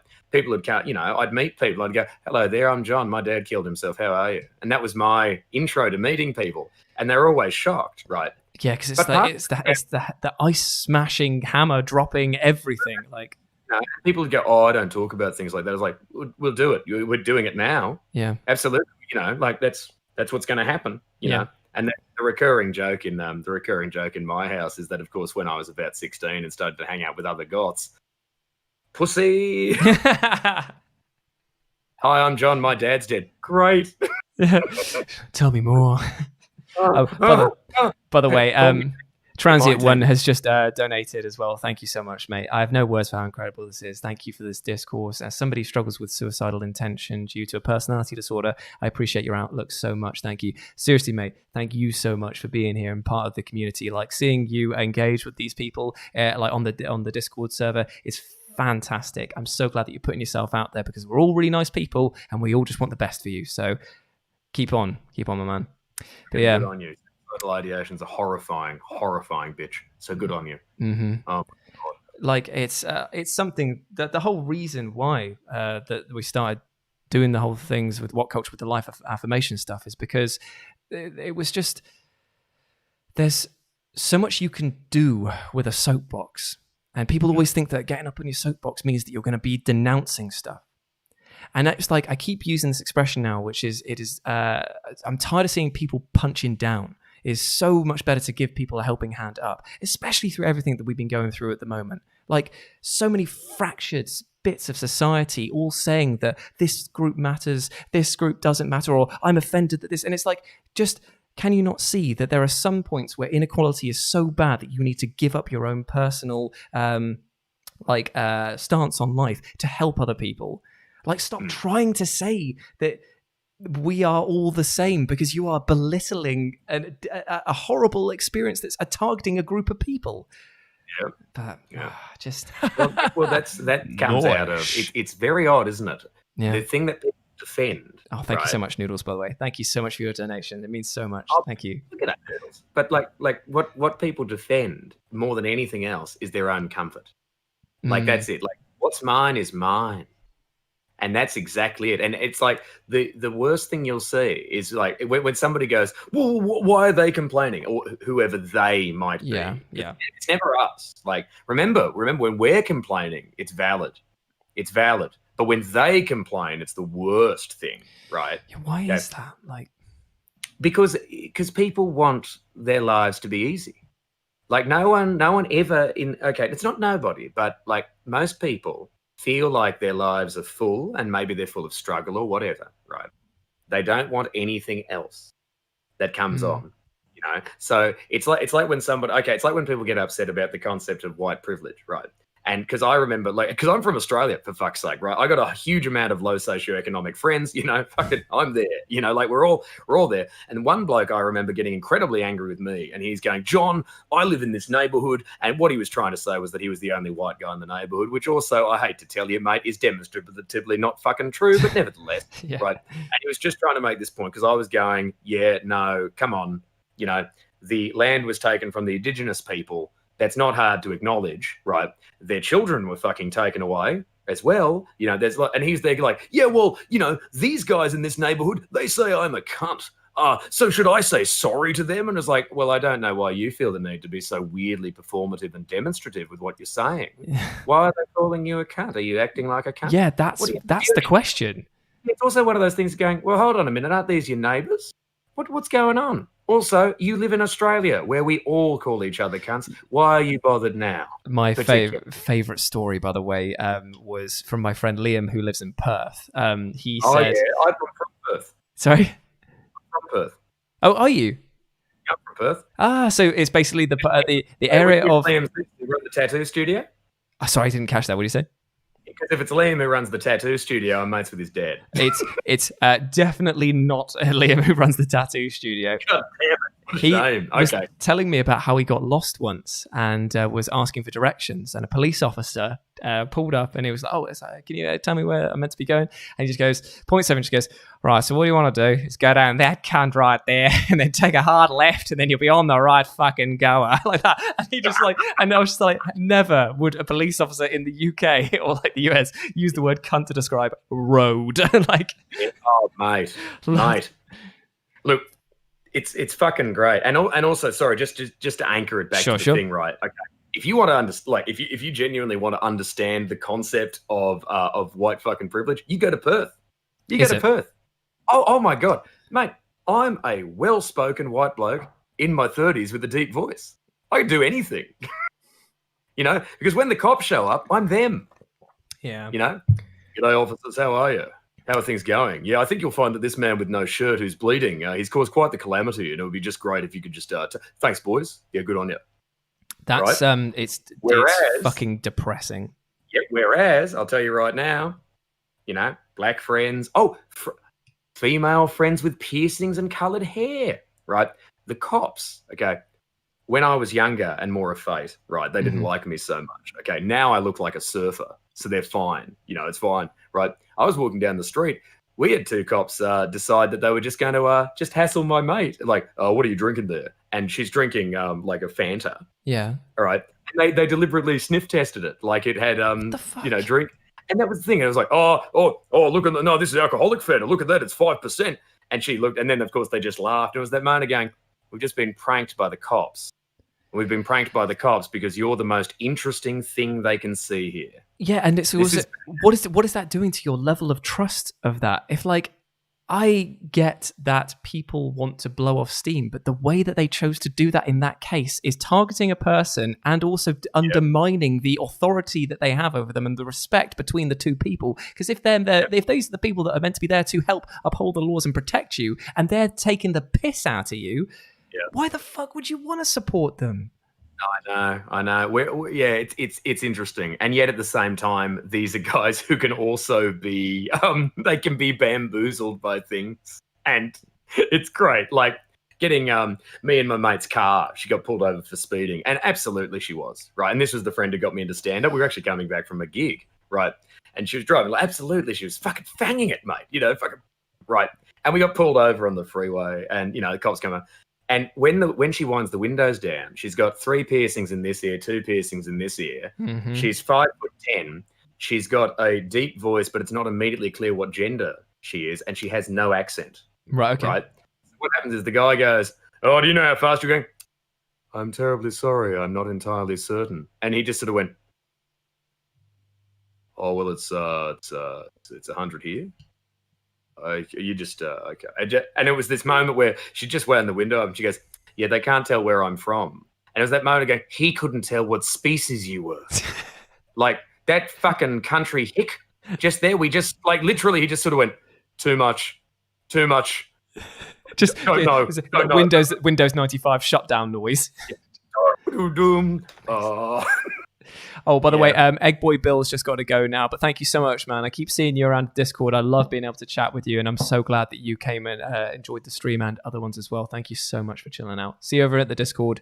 But yeah, Nicholas Lee says, I had a bottle when I was like 3 or 4, and me and my father were pulled over, and a cop wanted to check my bottle for alcohol because he thought that my father was drinking while driving.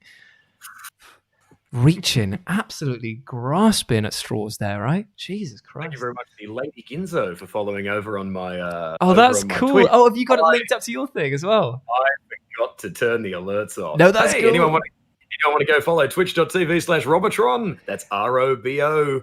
ROBBOTRON. You're one chance. One chance, one opportunity. Mum spaghetti. Are you doing more shows after this today? No, today. Not today. Just taking a chill. I've got shows tomorrow. Yeah, I got 2 shows tomorrow, and then shows all week, so that'll be fun. Should we just? I want to close this out actually, because it's been a lovely chat. Because we're gonna clock off around about 7. But I was gonna just quickly touch on the fact of creative burnout, because I know that this is something. The longer that this lockdown has gone on, the more disassociated I've felt with being able to come up with creative things, because I'm very much a person that takes a lot of creativity from the stimuli from outside stuff. Oh, Nick's following as well, Ledge.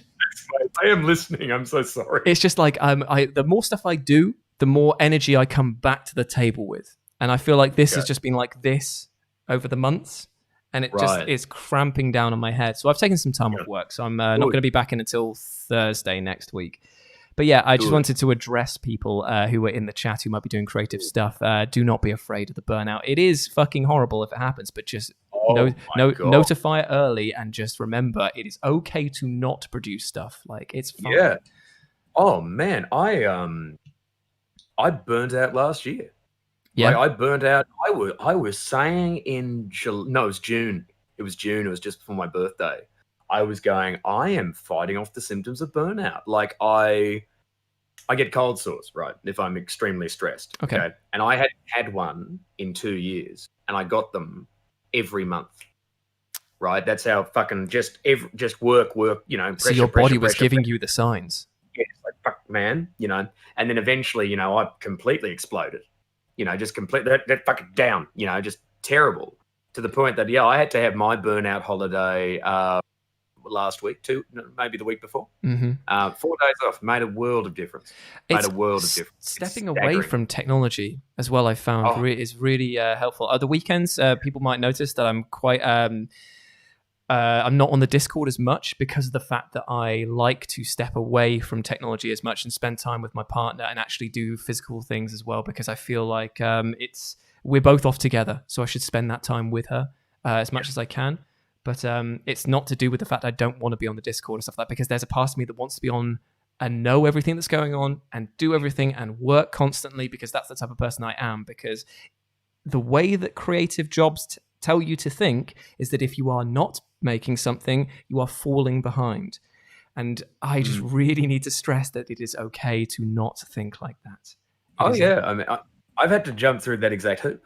Like, I know that, okay, lockdown took away my entire income. Like, gone. Like, unless I suddenly miraculously developed a second book deal like that and was paid all of it up front, right? All of it. And even then, that wouldn't cover the rent for, what, a year, 2 years, however long that shit goes on, right?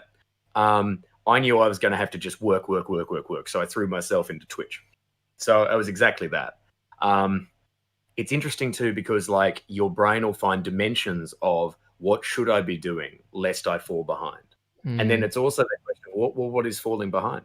What is that? Like, it's because of the way that our society has deemed that progress and or success is only determined by what you achieve. And it comes back full circle to what we were talking about before, between being the person that lives for the goals or the person that lives in the moment. And if you can maintain that thing of living in the moment and being like, it doesn't matter if this painting project is finished by the end of the day. It doesn't matter if this video I'm editing isn't finished to the way that I want it to be, or it's not perfect. Like, it is okay. Because the classic saying is, a writer who writes 1,000 stories but doesn't finish any of them is not a writer in that sense. It's an element of that is true, but it focuses so much on the fact that you are writing to express and get your thoughts out there. Keep writing. Keep doing that. That writer's also William Burroughs.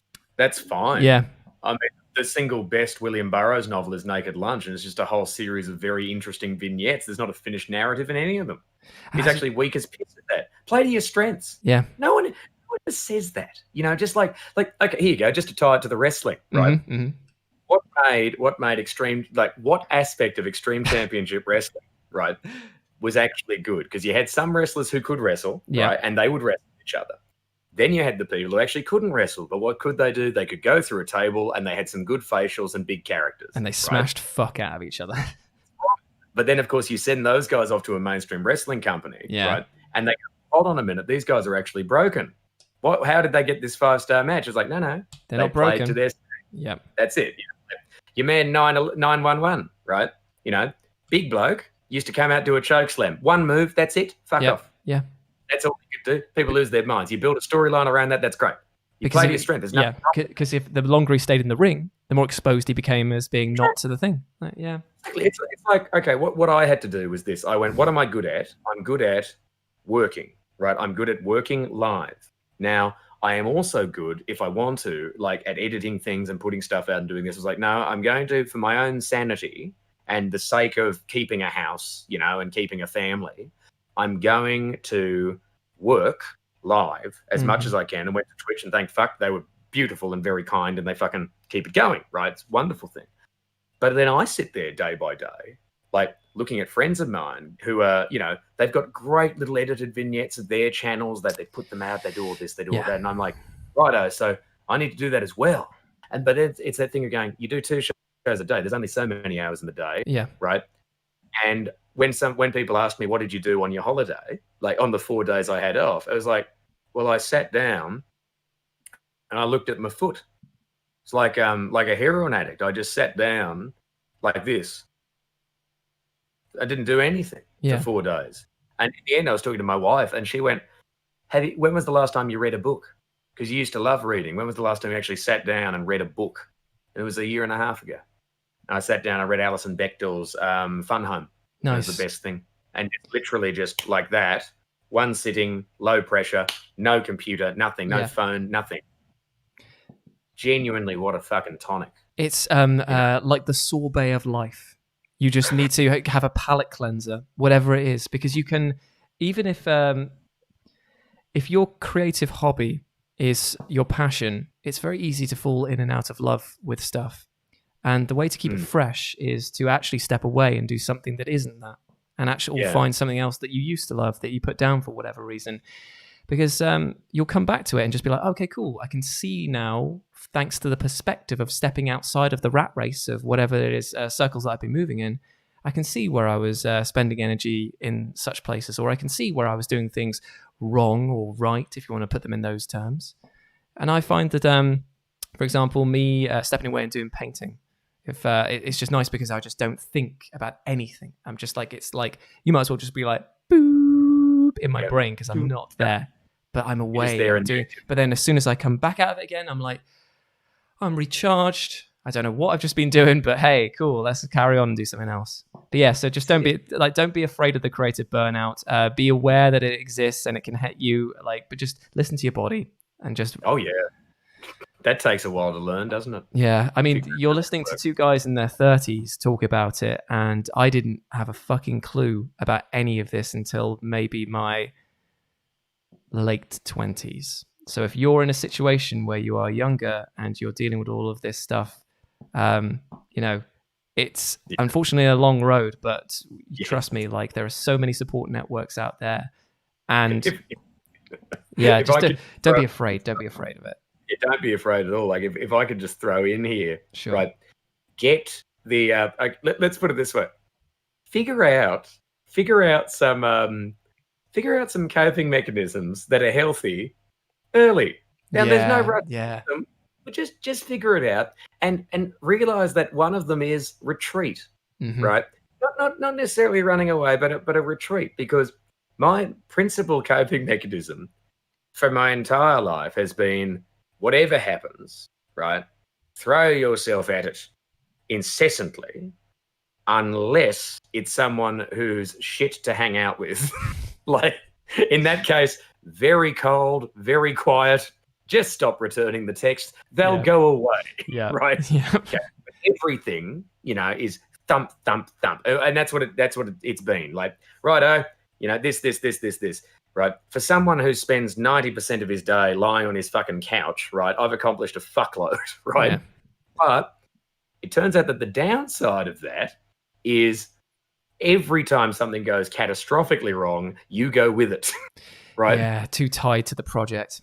Yeah, that's it. I mean, I've learned over the years, I know how to pull away from that. I remember when everything was a catastrophe. Then it just became, it had to be a life-changing moment. Like somebody had to die for me to go down, right? Then at one point you realize you're actually just living for other people. You don't know who you are, you know? It's a hell of a fucking thing, you know? You realize that, oh no, your coping mechanism is like, oh, don't worry about me, I'll take care of this. You know? And then suddenly, one day, you will break. It's a terrifying prospect, is it? It's not good. It's not good. Not enjoyable. People will ask you if the beard's a choice. And you always say yes. Yeah. Well, it is now. Yeah. But yeah. Tactical withdrawal. Yeah. Don't be afraid of stepping back. Don't be afraid of saying no to things. Oh, there was like a guy I used to hang out with, and I used to absolutely adore the fact that if there was a situation, if somebody was like, hey man, do you want to go to the pub and do this and blah, blah, blah. Sometimes he would just be like, nope. And then just go. Yeah. And I'd be like, how do I become that man? Because I'm so incessantly at that point trying to appease everyone and appear to be the guy that I want, that I think I want to be, that I was doing everything. Yep. And then I was just like, when's the time for me? And I'd wake up in the morning and just be like, what am I doing? I haven't even checked in with myself, but I'm just rolling into the next social project and blah, blah, blah, blah, blah, blah, blah. God, I envied that. But yeah. Oh, look, if I could have one iota of the calm of I rang my grandfather about a week ago, right? Now, my grandfather, his wife had just been taken via helicopter, I believe. They live on a farm. Been taken via helicopter for emergency surgery, right? 7 hours, all of this. I rang him up, okay? He was at the farm, and he goes, yeah, I mean, you know, she just collapsed. That was obviously very traumatic. But, you know, there's a lot of activities on the farm that I'm doing to keep myself occupied while we wait for news. How are you? Right? The fact that he asked, how are you? Yeah, and he was genuinely concerned about how I was. And then I told him everything was fine. He eventually went, oh, yeah, well, you know, this will be all right. We'll get there. And, you know, and then eventually just went, go well. That was his goodbye to me, was go well.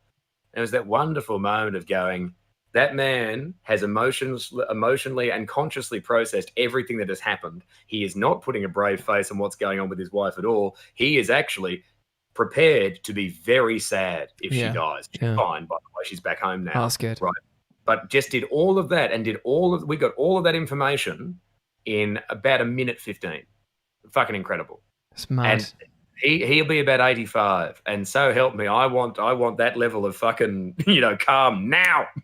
Now. It takes so long to get there, though, doesn't it? It takes know. so long to be comfortable in your own skin. It takes so long to be comfortable within a friendship group. It takes so long to know what you actually like versus what you think you're supposed to like. Make mistakes, though, people. Honestly, it is okay. Like, if you spend your entire life just thinking, oh, God, I don't know, you'll never do anything. You just got to go, like, sometimes you don't know, throw yourself out to the thing. The way to live life is just... It's completely hypocritical, because you should have nice moral tenets, but you shouldn't be afraid to try and do other things. It's so chaotic that no one person can sit you down and tell you how to live your life, because it is so completely unique and different. What worked for me, what worked for John, might be completely different to how you guys process stuff. Just try and be forgiving and loving. Like, those are the two tenets that will probably get you the furthest in life. Yeah, that'll help. Be on time. People like that. Yeah, people really like that. God, I found out the hard way from that. Oh, fuck yeah. God, it's annoying. Well, hang on. Just if I can, just to tie it back to stand up. Sure. It's something I think the comedian, I think Stuart Goldsmith said this. He's a great bloke, very funny man. And the thing was, you can be, right, in stand up, if you can be, it's something like brilliant, punctual, and easy to get along with, right? Okay? You only need two. You only need two to actually have a career. Yeah. Right? Okay? You don't, I mean, as long as you are on time and easy to get along with, you will always have a fucking career. True. Right? If you are brilliant and easy to get along with, fine. Even if you are brilliant and just get there on time, yeah, you will be okay. But you can't just be one. No. You know? No. And also, yeah, if you get all three, holy shit. You might as well be Jesus. Like, yeah, well, yeah. Actually, the bloke that I immediately thought of kind of looks a bit like Jesus. And it's not fucking Russell Brand. He's a cunt. Anyway, now, all right. Well, on that loving note and declaration of hatred for Russell Brand, Well, I mean, it's hate absolutely something that has no soul, a loathsome fucking asshole. I mean, that's the thing. Don't follow anyone who says that they've got the answers, Russell. No one Anyway. has the answers, man. You'll pick up like the way that the way to live a happy life is actually to just basically pick and choose from loads of different people, to go and have these experiences to teach you what makes up you as a person. Yep. It's a tough old ride, but don't worry, because we're in it together. You're not alone with any of this. That's the thing. There's places like the Discord, people like the community, people like just sharing between us. Like, I'm so grateful to have met you so that we could be here right now to talk about all of these things for the other people. Like, it's just lovely. You're nice man. You're a nice man. So you're a very nice man. We're both nice. Well, we're both nice men. Let's go grease up our dicks and rub them together. Oh, is the butter man here again? Yeah, the butter man's returned, and it's time. Is that the new name for our pseudo podcast? Just two nice men. Oh no, I was going to go with the butter men. The butter. Okay, right. Somebody make us the butterman. The buttermen. The buttermen. Smooth like is our tag. Oh God. Oh no, we're two men in their 30s with beards on a podcast. Oh, here's what's happening in pop culture. It's all marketed to us, and if it isn't, that's what's wrong with the world. And now from a word from our sponsor. Oh Jesus. Tom's mattresses. Oh Jesus. They won't poke you, but Tom will. All right, my love. Yeah. So anyway, that has been the live stream. Sorry we haven't been playing any games, but I hope that you gain something a bit more out of it, because I have really enjoyed doing this, John, and I would be very up for continuing on our Ramblecast again in the future if you had the time and the patience to put up with me. Absolutely down with it. Bloody wonderful. I absolutely adore. I've just been keeping an eye on the chat, and I'm sorry that I've not been like answering everything that's been coming through. But there have been so many amazing comments, expressions of love, people sharing their details, and I'm just like, that's outstanding. Thank you so much for that. And thank you for being part of this, because it really means a lot. It really does. And thank you, John, as well. When's the next show that you've got coming up? I have a show at noon British summertime tomorrow, and then 8 p.m. But it's 7 p.m. Every night except Tuesdays with just different stuff. So come on in. Awesome. And I'll be back. I've got the couple of days off. I'm not planning on doing a stream, but I might do one on Wednesday with Mikey and Lawson, because they're getting their internet back together. So we'll hopefully we'll gather that. But yes, until then, it has been an absolute pleasure. It really has. Thank you so much, everyone, for joining us. And we'll speak to you soon.